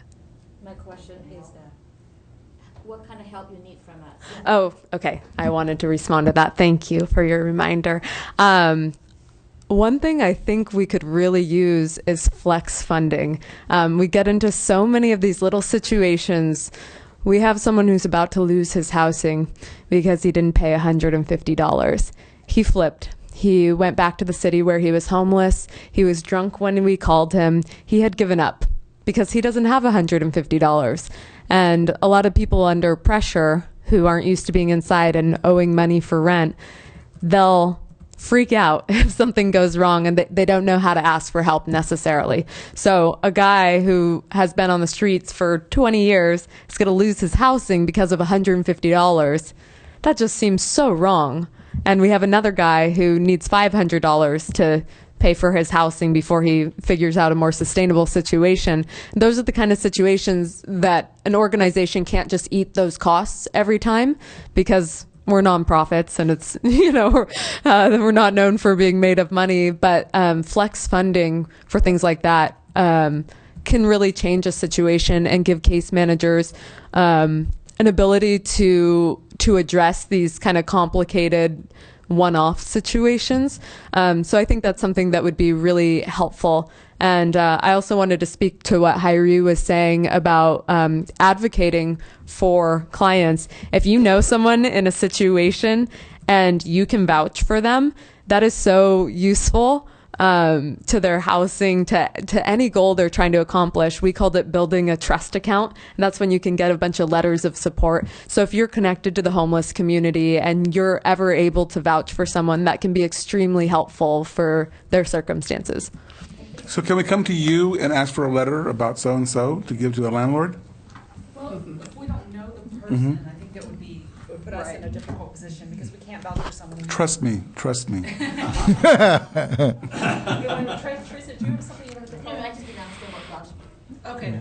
Now we've kind of kept you over long, and I don't want the meeting to run too long. But before we close, unless another commissioner has an urgent question, I have two things I'd like you to touch on.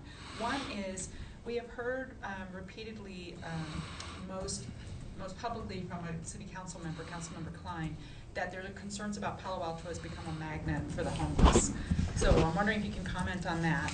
And two, Palo Alto has a growing senior population, and it sounds like that the senior issues are hitting the homeless community also. The unhoused community has many senior members who are at extreme risk. So could you comment on both of those issues before we close tonight? Go ahead. Julia, you want to talk about that? I saw her scribbling notes frantically, so she must have things to say. Oh, yeah. I hate the idea of some place being a magnet for homeless people. That sounds like it's a plague or something. These are people. I mean, it just seems really rude to frame it that way and inhumane, in my opinion. I don't think people just flock to an area. Mobility is not the easiest thing for a lot of these folks. I think Palo Alto has some good services, places like the Opportunity Center, and people are drawn to those places. But Palo Alto actually has a pretty small homeless population. It's not San Jose. San Jose has a terrifyingly large homeless population. And so I think it's maybe not looking at the big picture to think that there's this huge homeless population flocking here. And I know for a fact the homeless population has decreased. So I think it's just this kind of fear-based concept of people who don't understand homelessness and see it as like the others. Like, oh, I'm a person with a job and money, and that's a homeless person. They must have done something bad to get there, or, you know, they're not viewing them as just another person hard on their luck. Do you have a number for how many homeless are in Palo Alto? 158, I believe. It's the last. Yeah, is the most recent count. I mean, we're not supposed to talk, but Bob Dulcie, when he was here, gave us a point-in-time survey, and you might find this helpful because they compare all the cities in Santa Clara County from 2011 to 2013, and the most increase was Mountain View, of 102 more homeless. And Palo Alto, I don't know, 5. So that is a myth, the Palo. And also when the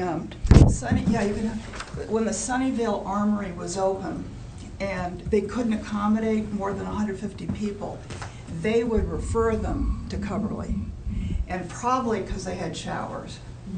So other agencies were referring people to the Coverly site. When we see folks at the drop-in center, invariably one of the biggest needs is bus passes. And the reason for that is because many of them came from San Jose or Sunnyvale or wherever, and they came up here to get some other kind of service. And one of the things that we provide, for instance, is a voucher for a DMV California ID. Well, we're one of the few agencies that does that. And so they're riding the bus all the way up to Palo Alto to get this voucher that'll reduce the cost from $27 or whatever it is to $7. And so we'll give them the voucher, and then they need a bus pass to get back. So we're actually not seeing as many, Palo Altans, as they call it, I mean, in terms of, so I actually don't, I agree, that's kind of a myth. And I agree as well with the sort of inhumane vision of it. I mean, these are your brothers and sisters, people. So could the three of you comment on the senior population? Oh. And then any special housing needs or issues that you see there? Yeah, some of our folks are seniors at 52. They've been on the streets for 20-something years or whatever even, and they age faster than the rest of the population, and they have more chronic health issues and all of those kinds of things. So yeah, this is becoming more serious, I think. They're more vulnerable to the cold and all of those things. We're also seeing some seniors that have not been on the streets for years, but they're a widow or a widower, and their double income paid for the mortgage or paid for the rent even, and it's gone, and they're living in their cars. And so we're seeing that as well, and that is becoming quite serious. Well, I'm seeing more seniors coming to the meals that have housing, but to supplement their income, they eat at the different meals. Like at La Comida or other places? Or the church meals. Church meals, yeah. Right. And so They're homeless, but they're not able to feed themselves. Right. So if those meals weren't available, then they might lose their housing. So, I see a lot more people living there. I did the survey for the county on the vehicle dwellers, and I went out in 3 hours and had 60 cars within Palo Alto that I knew that were out there, and I know there's more than that. And to me, that is wrong. What happened with that? I mean, the car, you're safe in the car, you have your belongings, and I hope people get their car registered. They had no money to get registered or get towed. They would lose everything they have. And, so CSA in Mountain View has helped me a lot with help paying the registration. If I vouch for them. What's ironic about that is that the person in the car is actually more vulnerable to some mishap than than the house that they're parked out in front of. You know what I'm saying? 'Cause there's this, it's almost like we just don't want to see these people or something, because a person sleeping in their car, especially a woman, is just incredibly vulnerable because they're asleep and somebody could come up and do something. And I mean, it's just an incredibly, trepidatious situation. And also, a lot of people live in their car. They live in Modesto or Stockton. They come here. They work in the restaurants here. They can't afford the gas to go back and forth, so they sleep here and they work 2 jobs sometimes, and that's how they make it. And now they can't do that. And if they're gone, where are you going to eat? I mean, where do people work? You can't. People that work in a restaurant as a dishwasher or waiter or whatever, they don't make enough money to afford to live in Palo Alto. You know, but so somehow the city has to learn how to accommodate, you know, the lower income. Yeah, it's sad. So we're getting past time, and I just want to take a quick survey. Do any other commissioners have a question, a comment, anything? I just had a quick question. Yes, go ahead. Earlier, you gave a good statistic. This $60,000 cost the government for an unhoused person. Do you have a similar statistic on the cost of criminalization to the county or the government for how much it costs for a person being arrested for? Check with Gary. Gary, and I yeah. don't mean that flippantly. I mean, Gary Goodman will tell you what the costs are around that. Sorry, and who's Gary? Gary is the public defender, Okay. and who is involved in the in the deferred judgment program. Great guy, and he will tell you about the costs of having these people incarcerated and what the difference is in terms of referring them to services. Yeah, Commissioner Stone is a law student, so we want to Oh, make sure good for we you. get good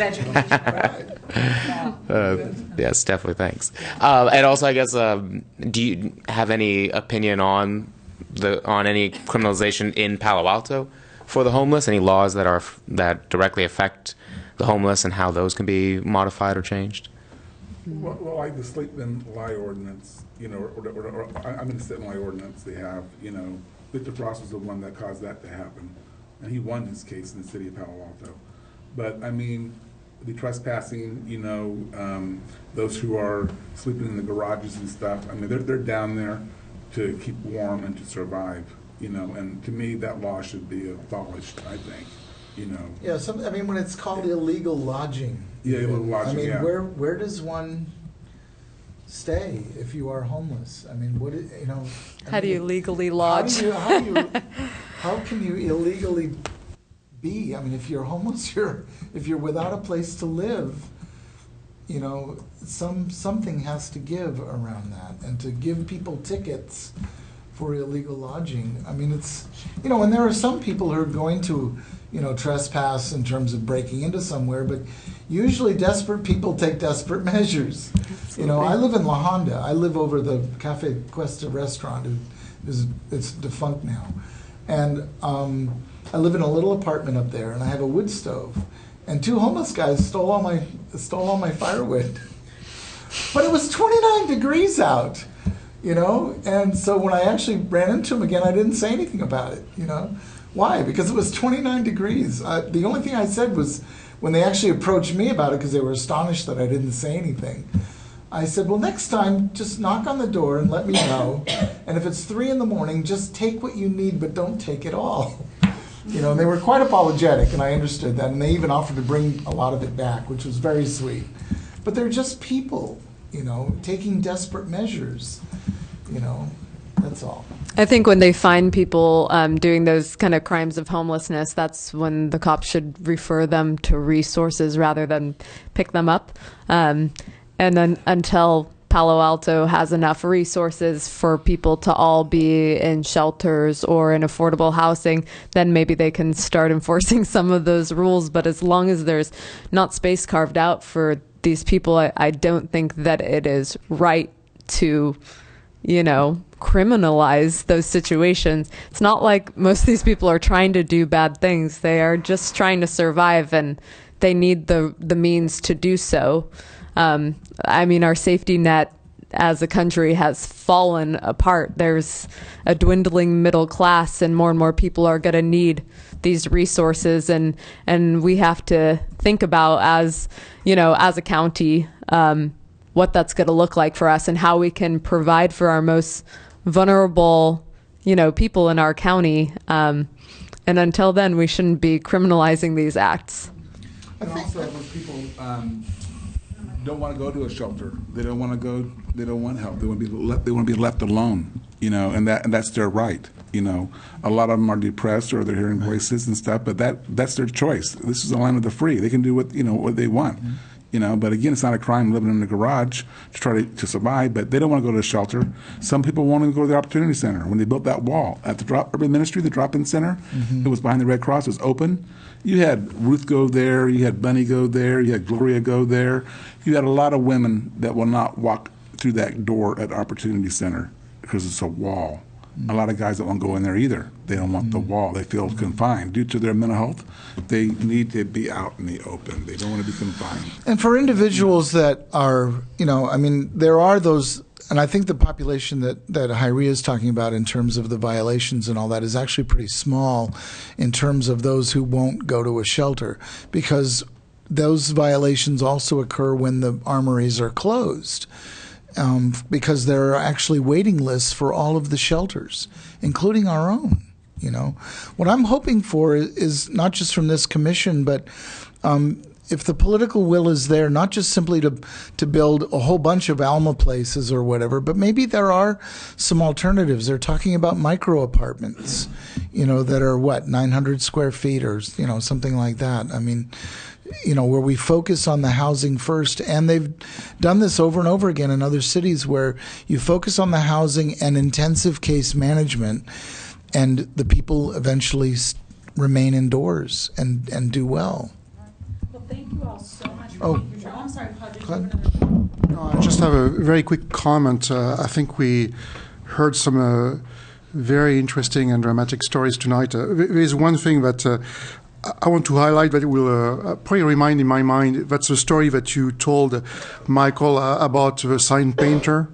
The sign painter. Yes. I thought that it was a very powerful story, to remind us that in many ways, I think we are shooting ourselves in the foot as a nation when we refuse to increase the minimum wage, for instance. When we closed mental health hospitals, and when we hear that it costs $60,000 to take care of a homeless person, and when there would be a lot of other solutions that would be smarter and much more cost effective. So I think the political aspects of that, I don't want to dwell into it much more here, but is very important. One more thing. Storage containers, you can go for housing. For $10,000, you can get one converted with solar panels, biodegradable toilet, all that stuff there. All we need is land. You can stack them up. You can paint them, look nice. They are hurricane proof, and and they're steel, and you put in some good insulation in there, and it is a cozy SRO. And it's cheap, and if you Google online, the houses that are made out of those, it's remarkable how they look. Some are beautiful, how they can cut them and add ones to it, and too high, and have a loft and gardens outside, and thing is, land's so expensive. Yeah. But to build those, it'd be great. You can make a really nice community out of that. And I live in one of those. I even think that had the Craig Hotel and the Palo Alto Hotel remained in places like that, the one thing that the city could have supplied in order to keep those places from being, drug-infested hotels was like intensive case management. I was thinking one day, we had this gentleman in our shelter who was homeless and really tall, and he had a little dog, a little service dog, and all that kind of stuff. And he came to us in the summertime, and he was so embarrassed about being a homeless person because he'd been housed his entire life, and circumstances after circumstances. And we actually got him into Alma Place eventually. And one day I saw him walking down the street, and he had his khaki shorts on and his Hawaiian shirt and his broad-brimmed hat with his little dog. And I thought, he fits right in Palo Alto. He just looks like a regular citizen. And he had his head up, and it was like how many of you knew this guy was homeless 3 months ago? Nobody. They're just people. That's all. Really quick, I want to make one comment about We're done. affordable. We're done now. Are you cutting me off? Yeah. Am I getting cut off? Is that I believe we should make a cut of all new apartment buildings, affordable housing, to avoid the drug-ridden, everyone's come from a horrible, crazy background kind of situation that a lot of people complain about and becomes a problem with affordable housing. Working at the OC, we see plenty of those issues come up. So I think that's a really viable solution that I see as probably the best way to move forward with some of these housing issues is making it a rule with all new housing structures that a percent goes to affordable housing. Hopefully income-based, where they take a cut of the actual income of the person, rather than saying it's $950, it's a great deal. Thank you all so much. Thank you. Thank you. For answering all our questions. We learned a great deal. Thank you for being commissioners. Okay. Thank Sounds you. good. Thanks for having Pleasure. us. Thank you very much. Good luck in law Have a good school. one. Thank you. Appreciate I was it. going to be a lawyer. It's Changed my mind. probably a good idea. We have some positions open at Downtown Street. No. Thank you very much. Thank you. So are you from France? Or are you from French Canada? Origin from France. Okay. Okay. I was just curious. I'm from originally from Maine, and we have a lot of French Canadians, so we're accented. His daughter's going to school in Canada. Oh, nice.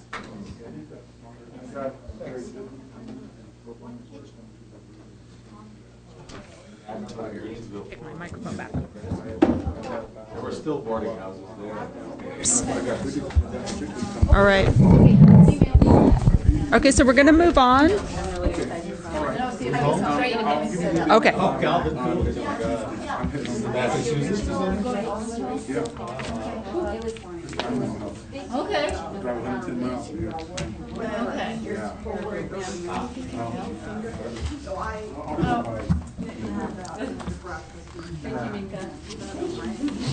When we were out there with folks in the rain, we used to see our colleagues' faces.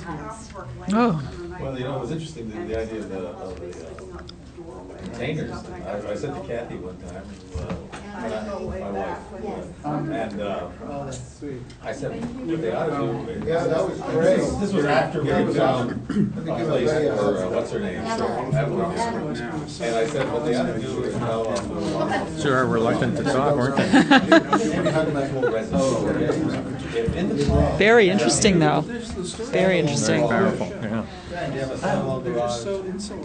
The jungle. That was a scary idea. I mean, I thought Coverly was bad. Sounds like we're really getting off easy.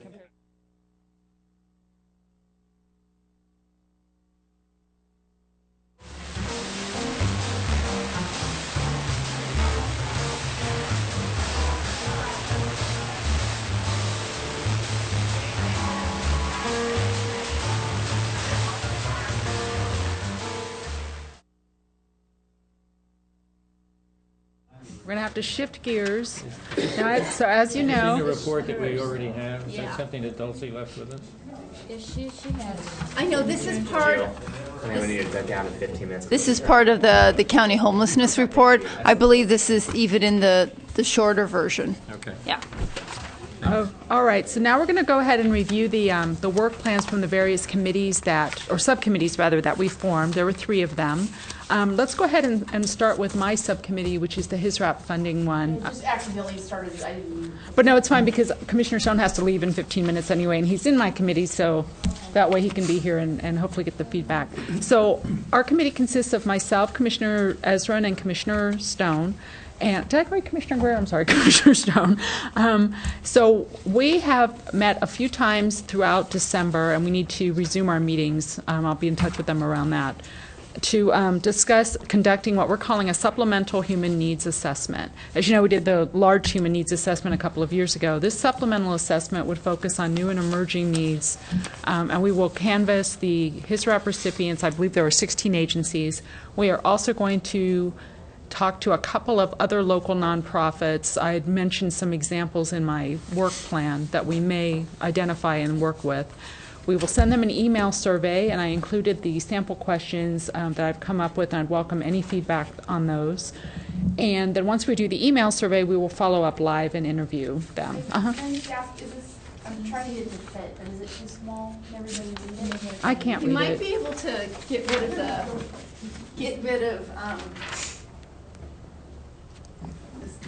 header part.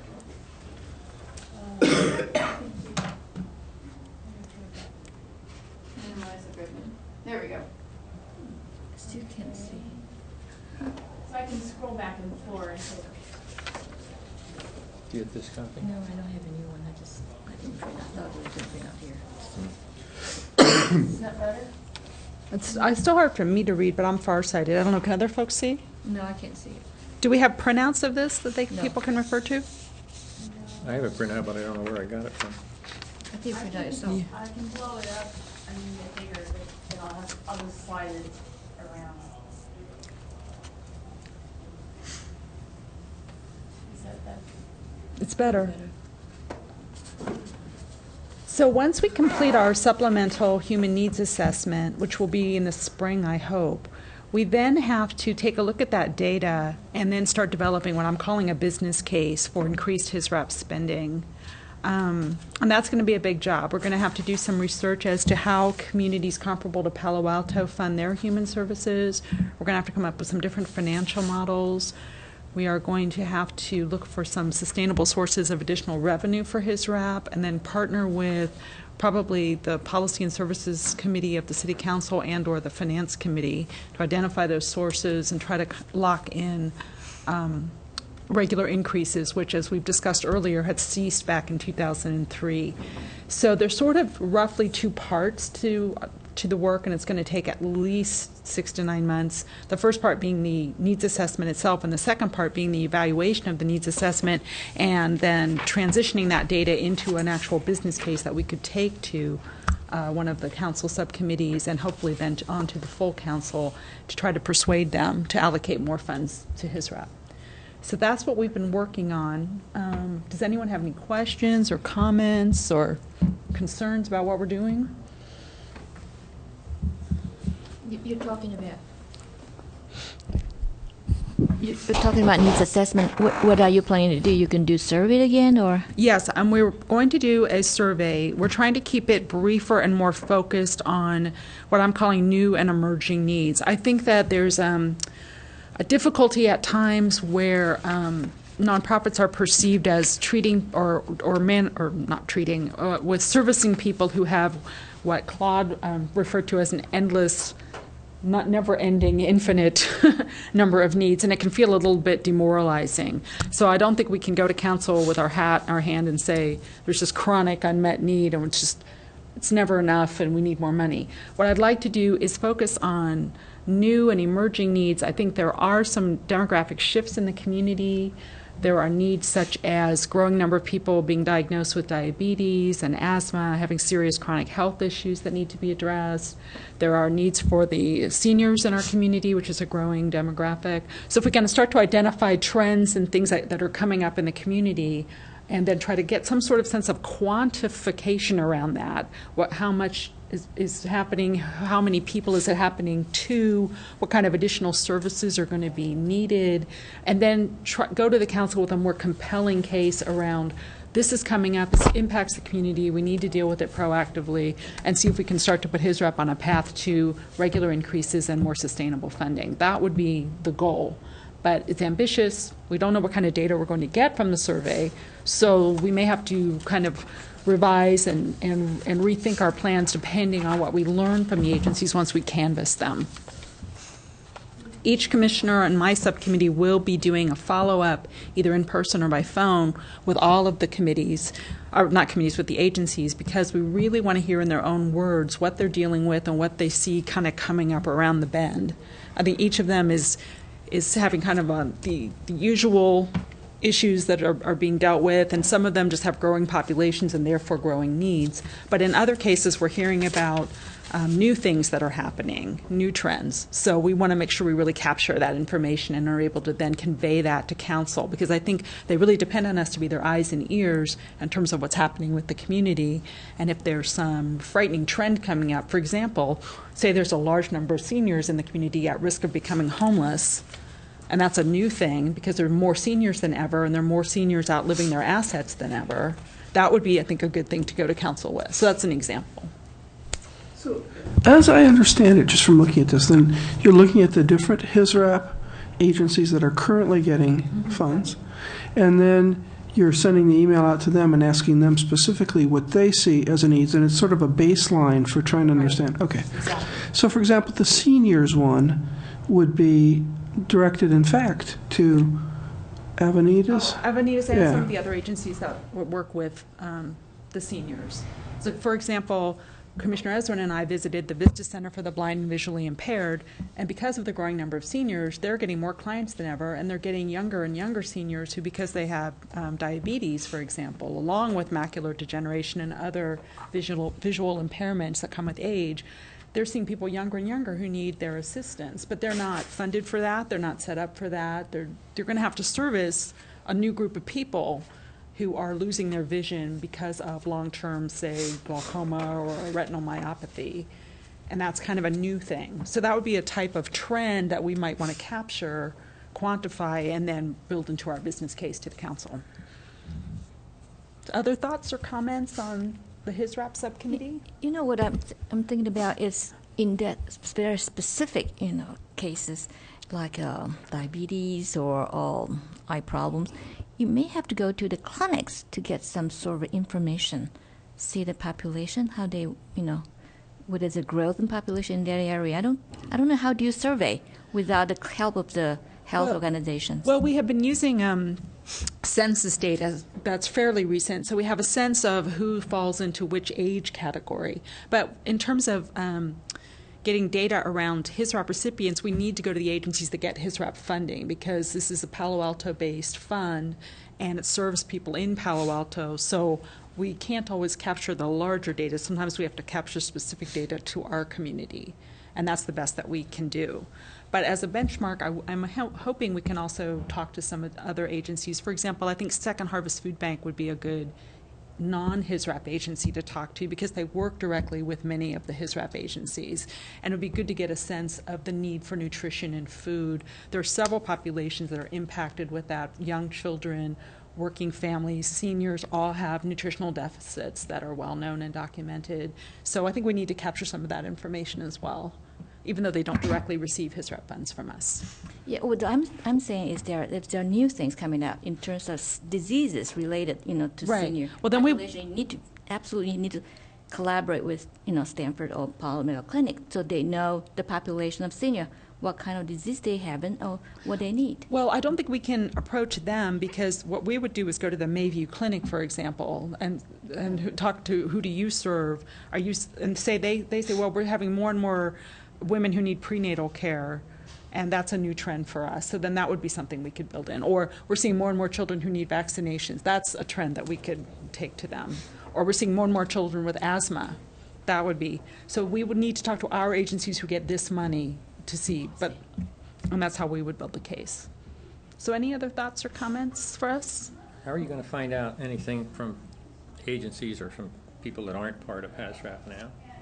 Well, we're going to first identify a small group of agencies, maybe 3 or 4. I listed some possibilities in the work plan. And then we'll have to reach out to them and say, this is what we're doing. We're doing a supplemental needs assessment. This is why we're doing it.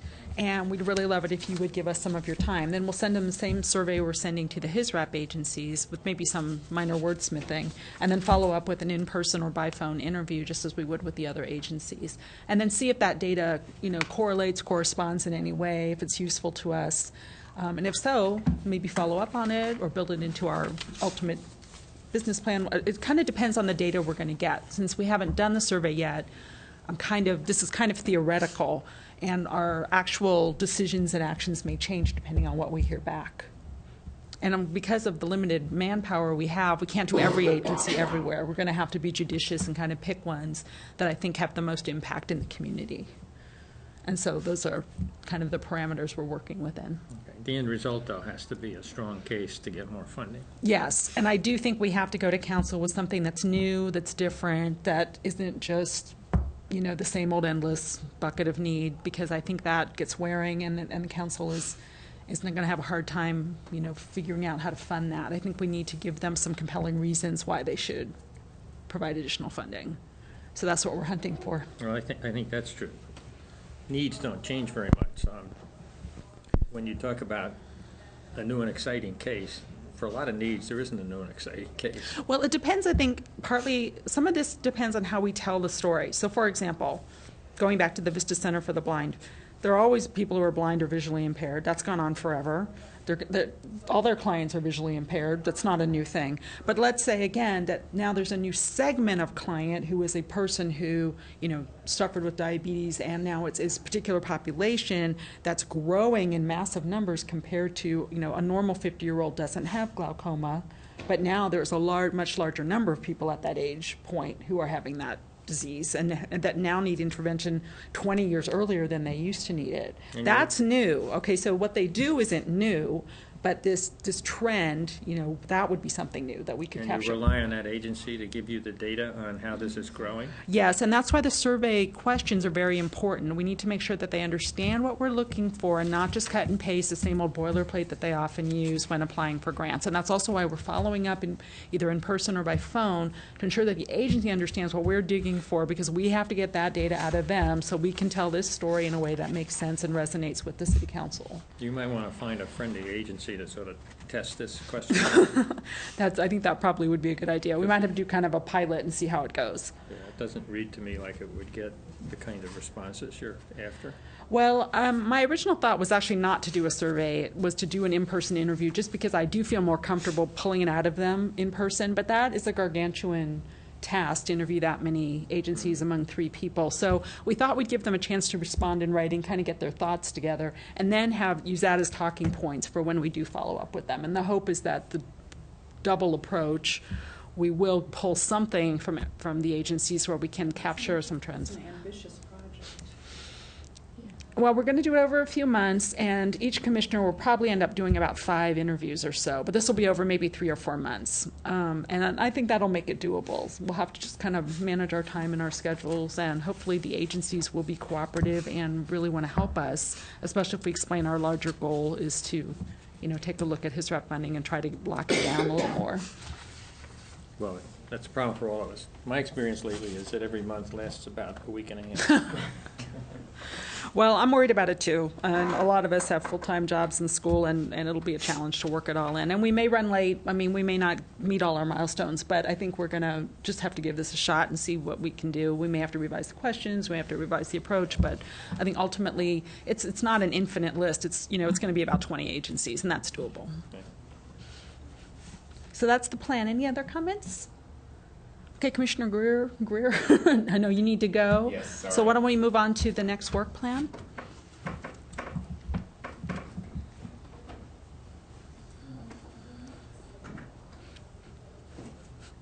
And I'll see you Friday. Yeah. Which seems like long. It'll be fun to meet all those folks. I'm looking forward to it.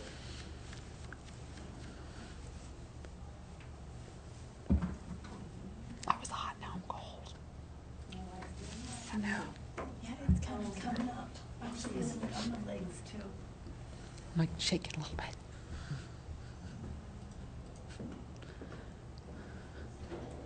We've got another meeting? So Commissioner Savage, is this your subcommittee? Is this one your subcommittee? Yeah. Okay, great. I just copied and pasted. Yeah, thank you. all this. Yeah, I couldn't figure out how to get it in. Oh, well. That's why we have Amy, she's wondering.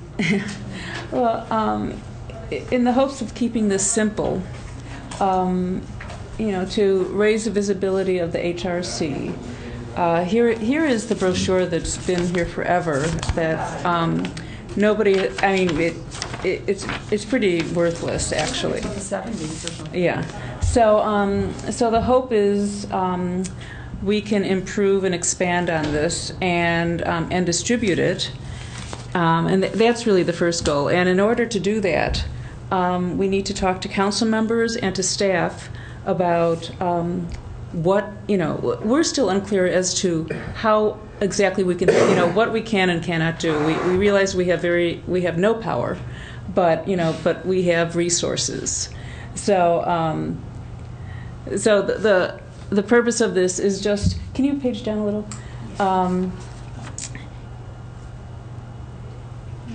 Yeah.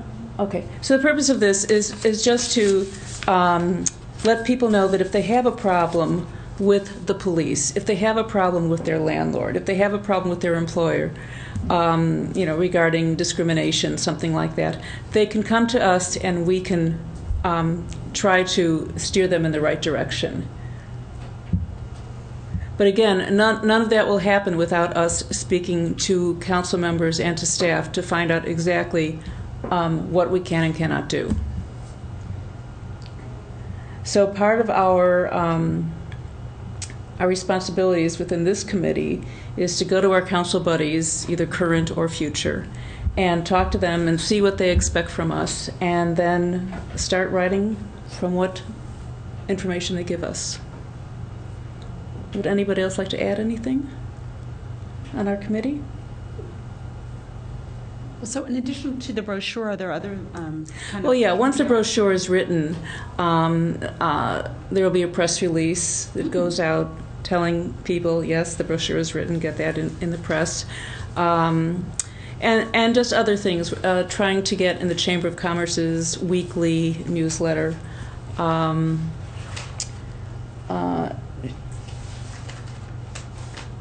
I don't have my notes with me. There were a few other things, but yeah, just getting the HRC in an improved and better light within the community. And I think this is a great way to start it. I think so too. I think there has been confusion over the years on how much intervention the HRC can do on behalf of citizens. It would be really helpful to get that clarified, yes, both for the public and for ourselves, because I think that we do want to be a resource, but I've definitely felt like our hands were tied at times where we were not supposed to speak and we were not supposed to ask questions. And I'm not sure all of that was really true. I've had a couple of brief offline conversations with Molly Stump, and it sounded like that we are not as hamstrung as we might have been led to believe. So it would be really good. Well, that's what we'll find. Yeah, we will find that out. Yeah, I think it would be wonderful to have that clarity. It's a great first step. Are there copies of that old brochure that we could look at? Yeah.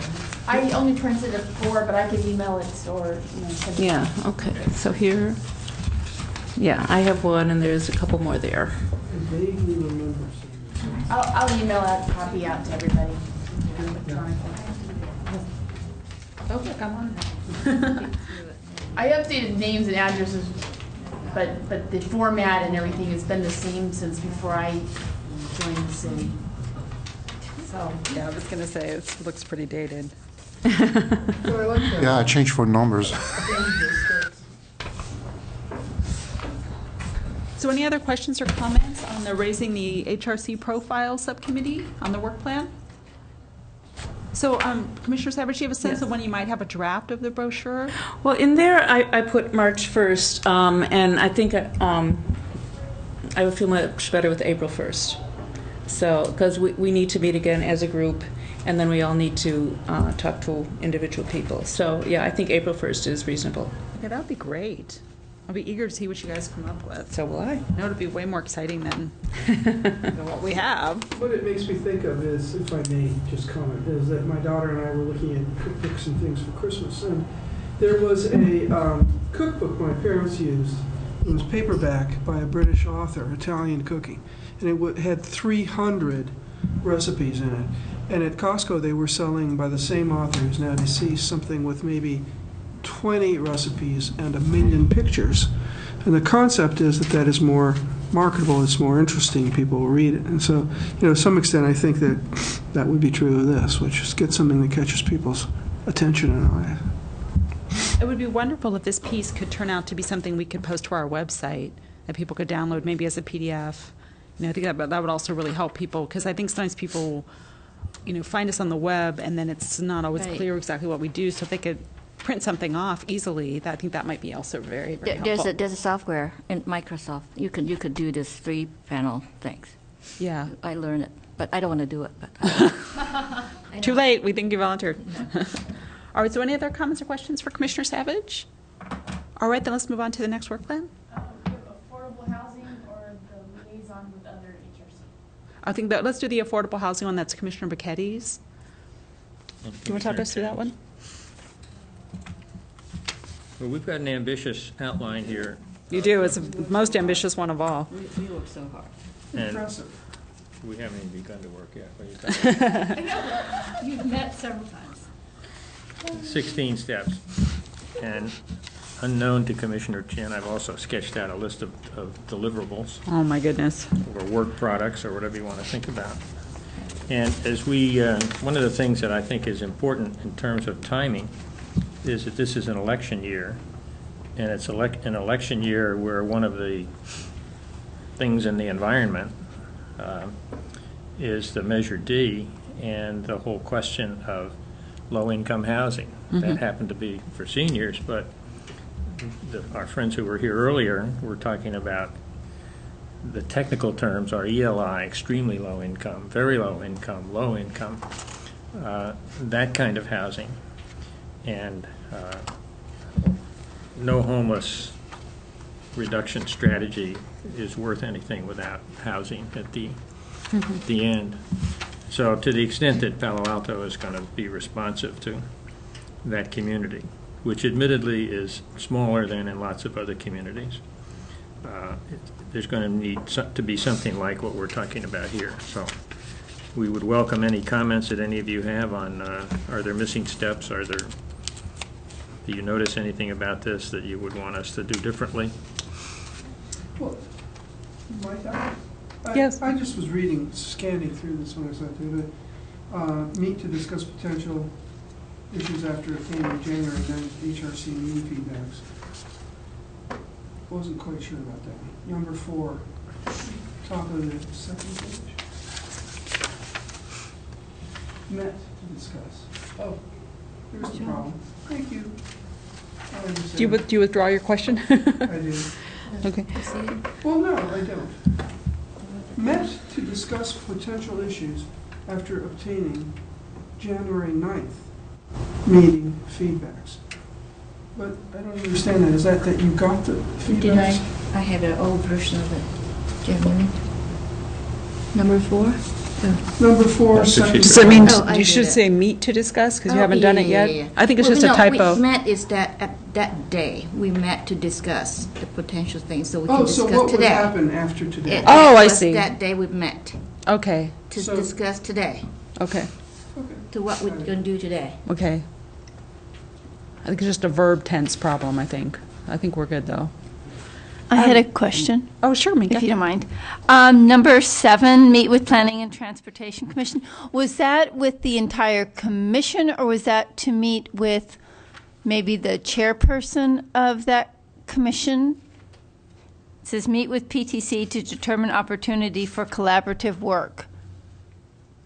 Well, it'd be more expeditious to meet with the chair and the vice chair. I was just thinking if it's January, February, to get on the agenda for the PTC is pretty tight. It's a generous word, yes. It would be pretty hard, so I just wanted to see, what your hopes were for that and so forth. Okay. And one of the key things in this, Benka, this is for you, how can one or both of us get involved in the work on the housing element? Well, that's what Tim Wong is coming next month, and I think he's going to be talking about the housing element and how that update will happen. And then I think the HRC may want to explore what levels of involvement the HRC can take, if it's just a cursory review, if it's being on subcommittees, if it's being, I know last time when the transportation element, it was after all the work had been done and it was really wordsmithing, and then the feeling of many on the HRC, it was just after the fact. So I think meeting with Tim next time will be a really good opportunity to drill down at what level the HRC could be involved. Is there some kind of a committee already at work on that? I'm not sure. I could check with Tim just to make sure, to let him know. I know he knows the HRC has a key interest in this, but I will check if there's any committee already at work. Okay. Because I think that's something that would be good to be on the inside of. Yes. We could make a motion that he doesn't get to leave the room until we have So, Commissioner Brichetti, I also read through the work plan and was so impressed with all the detailed steps you have, and you thought everything out so well. I wanted to make sure I understood what the ultimate outcome of the subcommittee will be. Is your primary goal to update or participate or collaborate on the housing element? Is that sort of the main outcome that you're shooting for? The main outcome is in 15. Okay. Develop policy recommendations to the city council. Okay. And the hope is that all this work that goes into that would make those policy recommendations persuasive. Okay. And then after that, item 16, we know the council is interested in what goes on beyond Palo Alto. So if we get some recommendations through the council, then 16 may have some weight. And given the timing here, particularly to raise public awareness, that could make all of this discussion a part of the campaign, Okay. the council campaign, because there's lots of opportunity to raise questions and get answers from candidates. Do you have any thoughts about, though, the community resistance, say, to high-density housing? That seems to have grown and polarized the community quite a bit in the last year. That's definitely for sure. I've spoken to people whom I know. Actually, I talk about this in our Bible study, and this young man came up and said, well, we're for measures D. So, and his feeling was that because the group of people, like, I thought the people against measure D, there are wealthier people, older people. They want the community to maintain the same situation. And he said, no. He said, we're from south of Oregon Expressway. We're not wealthy people, but we still want, to defeat Measure D. And I didn't get his point yet. But he seems to be very much, sort of very into it. Mm-hmm. I think the main issue that he had was that because of traffic issue, because with high density housing will make the traffic in that block, right? And El Camino, that area, and he said this is really bad. So they against any new housing construction over that area. All right, and then I talked to Natalie, my professor, this chairman department. She's in this elderly home. Anyway, I visited her on the New Year, and she said, "Oh yeah, we want Palo Alto to be in the same way. We don't want more people to move in here." So I think there's two schools of thoughts. One is against traffic. One is about maintain the same situation. Well, I wondered when you meet with the Transportation Committee, is that one of the issues you want to discuss with them, is how the concerns of traffic are and leading along the to way, resistance? we want to understand better the nature of the resistance. Because all we know is the conversation that's been generated by Measure D, and that certainly isn't all the conversation that's going on in Palo Alto, nor is it all of the points of view that exist in Palo Alto. So the question is, what can we find out to make any policy recommendations we decide to make persuasive? Okay. Based, well-grounded, not just drawn out of the air and said, this is sort of what we believe, but rather this has a basis in what we think human relations considerations would suggest about how Palo Alto approaches low-income housing. Are you planning to tackle the issue of zoning either as a standalone issue or as part of some other affordable housing constellation of concerns? I don't know. There's a lot to find out, and it's a moving target. The council next Monday is going to talk about how much low-income housing should be built into projects, and when we talk to Tim Wong, we'll find out more about what's going on in the community. But zoning certainly is a part of it, and zoning,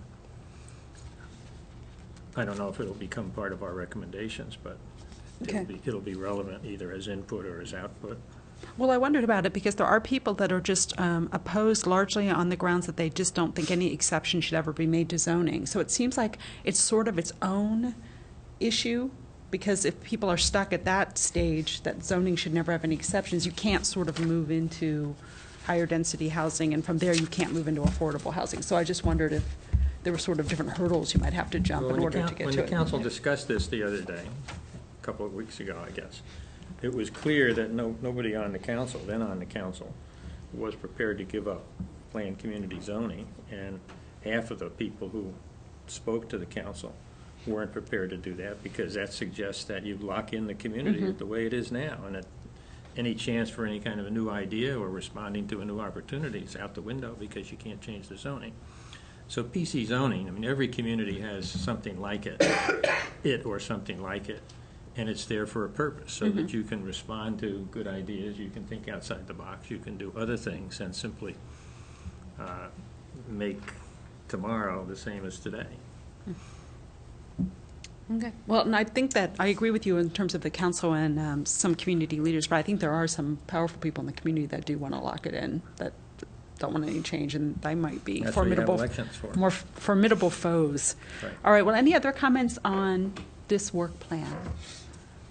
All right, then I think we have reviewed. I want to thank everyone so much for their hard work, especially with the holidays and all the many other things that we had to do during December. There is one more. I'm sorry. I'm so sorry, Teresa. I'm so sorry. You know, and this one is simple. This one is me. I can even. Oh, this one is you. Oh, okay. I thought this one. So it simply is that I've been in contact. I'm planning to contact. HRC, Human Resources Commission, and right now the goal is I've spoken to Marion Castaneda, who works with Phil May, McKee Stovall, and we decided that, and we decided that we wait till after the holidays to do that. But the idea is to find, what their committees are, to find one that would be, not one, but to find what I would be I personally would be interested in, but also to be able to communicate back, to find ways in which to get more communication, more contact between HRCs.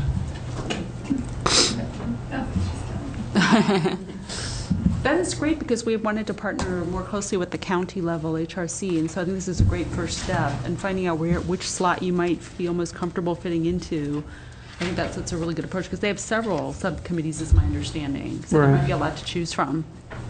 Right, and also just trying to build some relationships. Oh, definitely, definitely. So any questions or other comments for Commissioner Moran on her great work connecting us with our county level colleagues? And thank you so much. It's so hard to get down to San Jose at that time, so I'm glad that you volunteered to make that trek.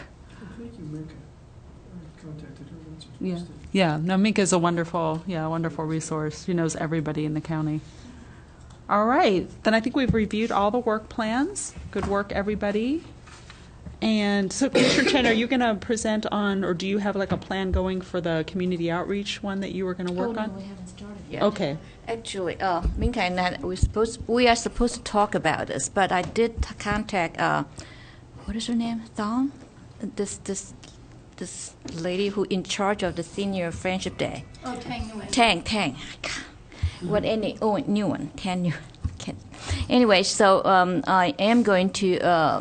They have a Chinese New Year celebration 12th, so I'll be there. I'll try to solicit some ideas from them, and then on the 5th of March, I'm going to give a talk on Affordable Care Act, which I have given 2 talks already in churches.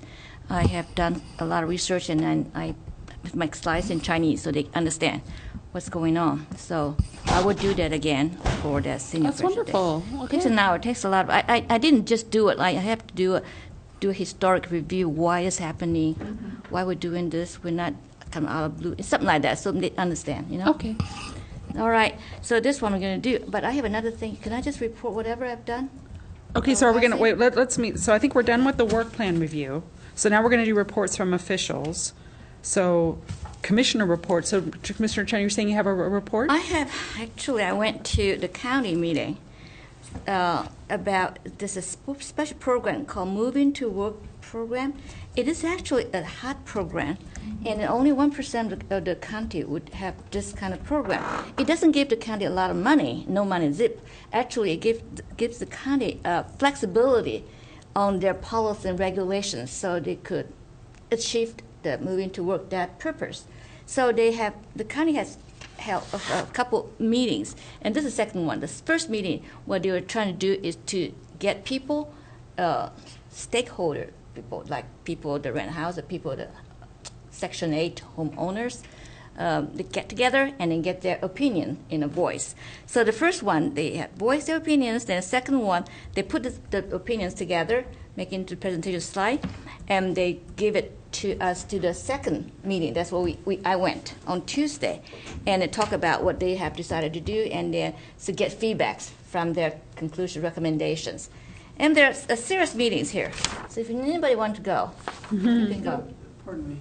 It's moving to work. That is for I don't quite understand what the goal of the meeting It's is. for the homeless. So trying to get employability. Public housing. Public housing Okay. at the places, yeah. Yeah, at the workplace, some density area. Anyway, so if anyone interested in going there, feel free. I have some schedule. I could just let you know. Okay. But it was kind of eye-opener, to see a lot of people there. And then it was learning something about this money. It's called redevelopment program. Because the sequester, the government took them away. So all this county, it's just really broke. They don't have any money to pay for the Section 8 people. So there was a big shock, and then there was a lot of, problems there. But still are. So, well, anyway, and then also, if you get the white paper, Minkai emails the white paper, they talk about the boomerang effect. That means we hope to get the money back. And I talked to this presenter. She said, we don't know anything about it because he didn't get it yet. Anyway. Yeah, but this is a complicated issue. So they really, really needed support. All right, so there's any other commissioner reports? Site visits, anything anyone's done? I went to Avenidas and spent an hour there, and I'm sure most of you are quite familiar with it, but I wasn't. I found it fascinating, and I mean, one of the ideas that I hadn't really thought about was that that they would like to remodel, which takes an enormous amount of money. But why? It's because this, certain population of seniors in this area, for its branding, it's the concept that senior center in our community is so old that it doesn't attract seniors to some extent, and so they would like to try to make it more attractive. So I thought that was interesting, among other things, like the holding cells, the fact that it was an old police department. Then, so that was good, and then I went to CTA, the Community Technology Alliance, and wonderful, hardworking people who work to interconnect data or data banks having to do with the unhoused, among others. And I was thinking that might be a place where you could contact them about supplemental needs, just because they have their, they have different.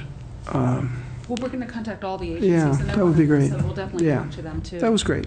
Yeah. That's it.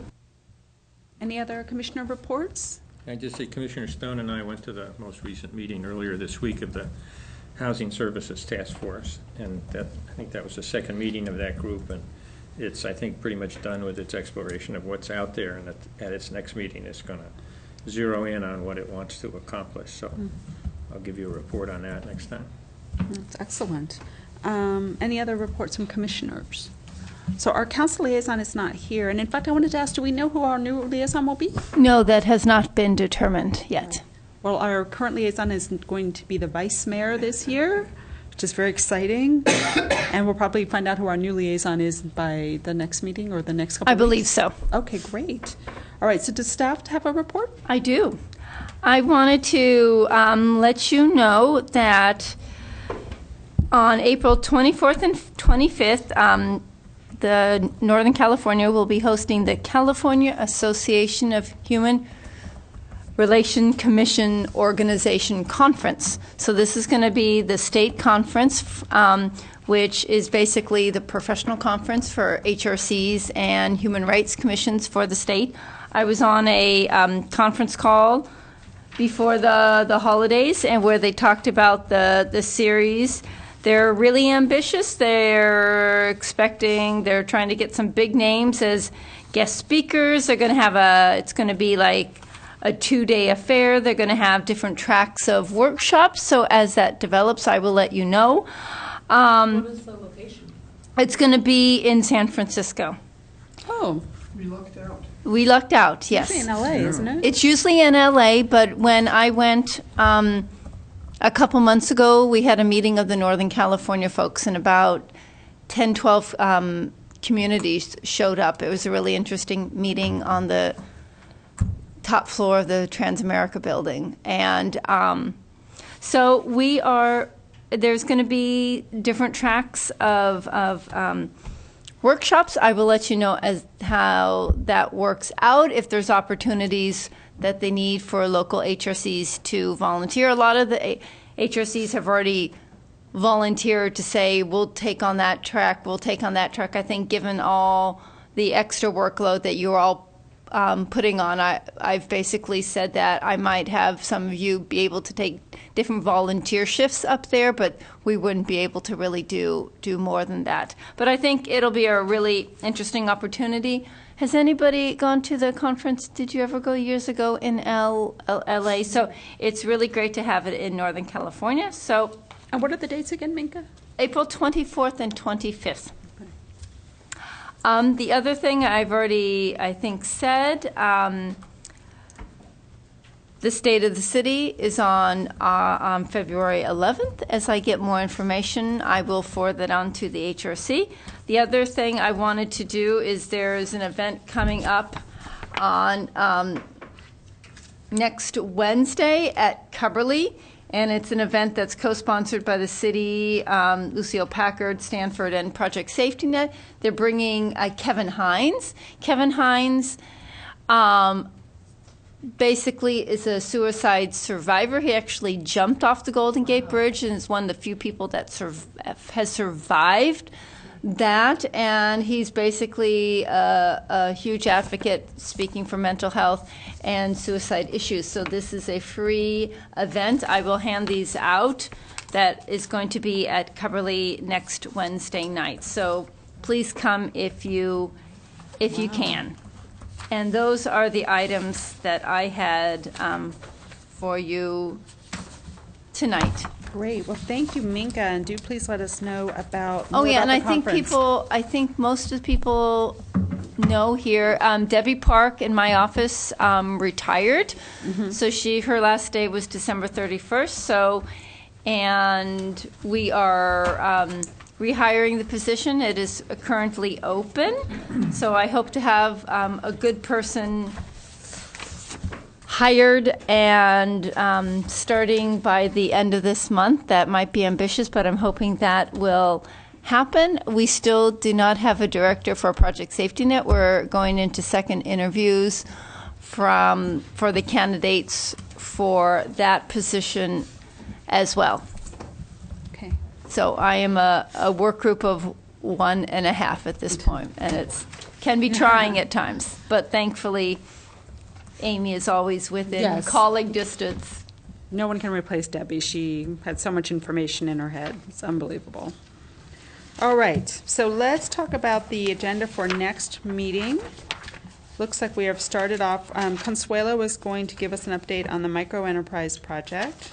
And we're going to do our council buddy assignments once we have the new council installed. And I guess we'll know our new liaison as well. We'll get an annual update from PAMP, which is great. I'd like to get at least a brief oral summary from each subcommittee on kind of any progress incremental that they've made since this work plan review. Coming, right? And Tim Wong's coming. And we have the Pack and Avenidas thing coming up. That's right. See, I'm in denial. I've already pushed that out of my mind. Yes, we need to do that. And we should also consider inviting Michael Giannaco to come, because the auditor's report, the internal auditor's report just came out yesterday. That might. Does he only? I know he's based in Los Angeles. How often is he in town? I don't know, but I mean that's why it might be a good idea to contact him so the next time he's here, he can. Right. Okay. I'd love to meet with him. Elaborate on that? Oh, he is the independent police auditor. Oh, okay. Shouldn't we all read the report before we decide whether we need to ask him to come with us, come to us? Well, parts of the report were in the press today about tasers and Yeah. things like that. So I think it's. No, I think I agree with Commissioner Savage. I think there's some interesting community issues going on that would be, where he's said there needs to be further improvement, and I think it would be good to talk to him about that. Yes? Can I ask maybe staff, just to find a report and send it to us? It's on the city website. It's on the is it fine? You look in the police department, Okay. or maybe just on the cover page. Is it in the? I'll look for it. I haven't read it either. So. All right. Any other items tentative items for the next agenda? All right. I think we're going to have another pretty full meeting, is what it sounds like. So I think we're good for content there. All right, everybody, thank you so much. for all the great work tonight, all the great work on your work plans. Keep it up. And happy birthday, Ray. Yes, and happy birthday, Happy birthday. Ray. The next meeting, I won't be 80. I mean, I will be 80, but not newly 80. Are you getting used to it yet? It always seems so old to me when I was younger. The real question is, are we getting used to it?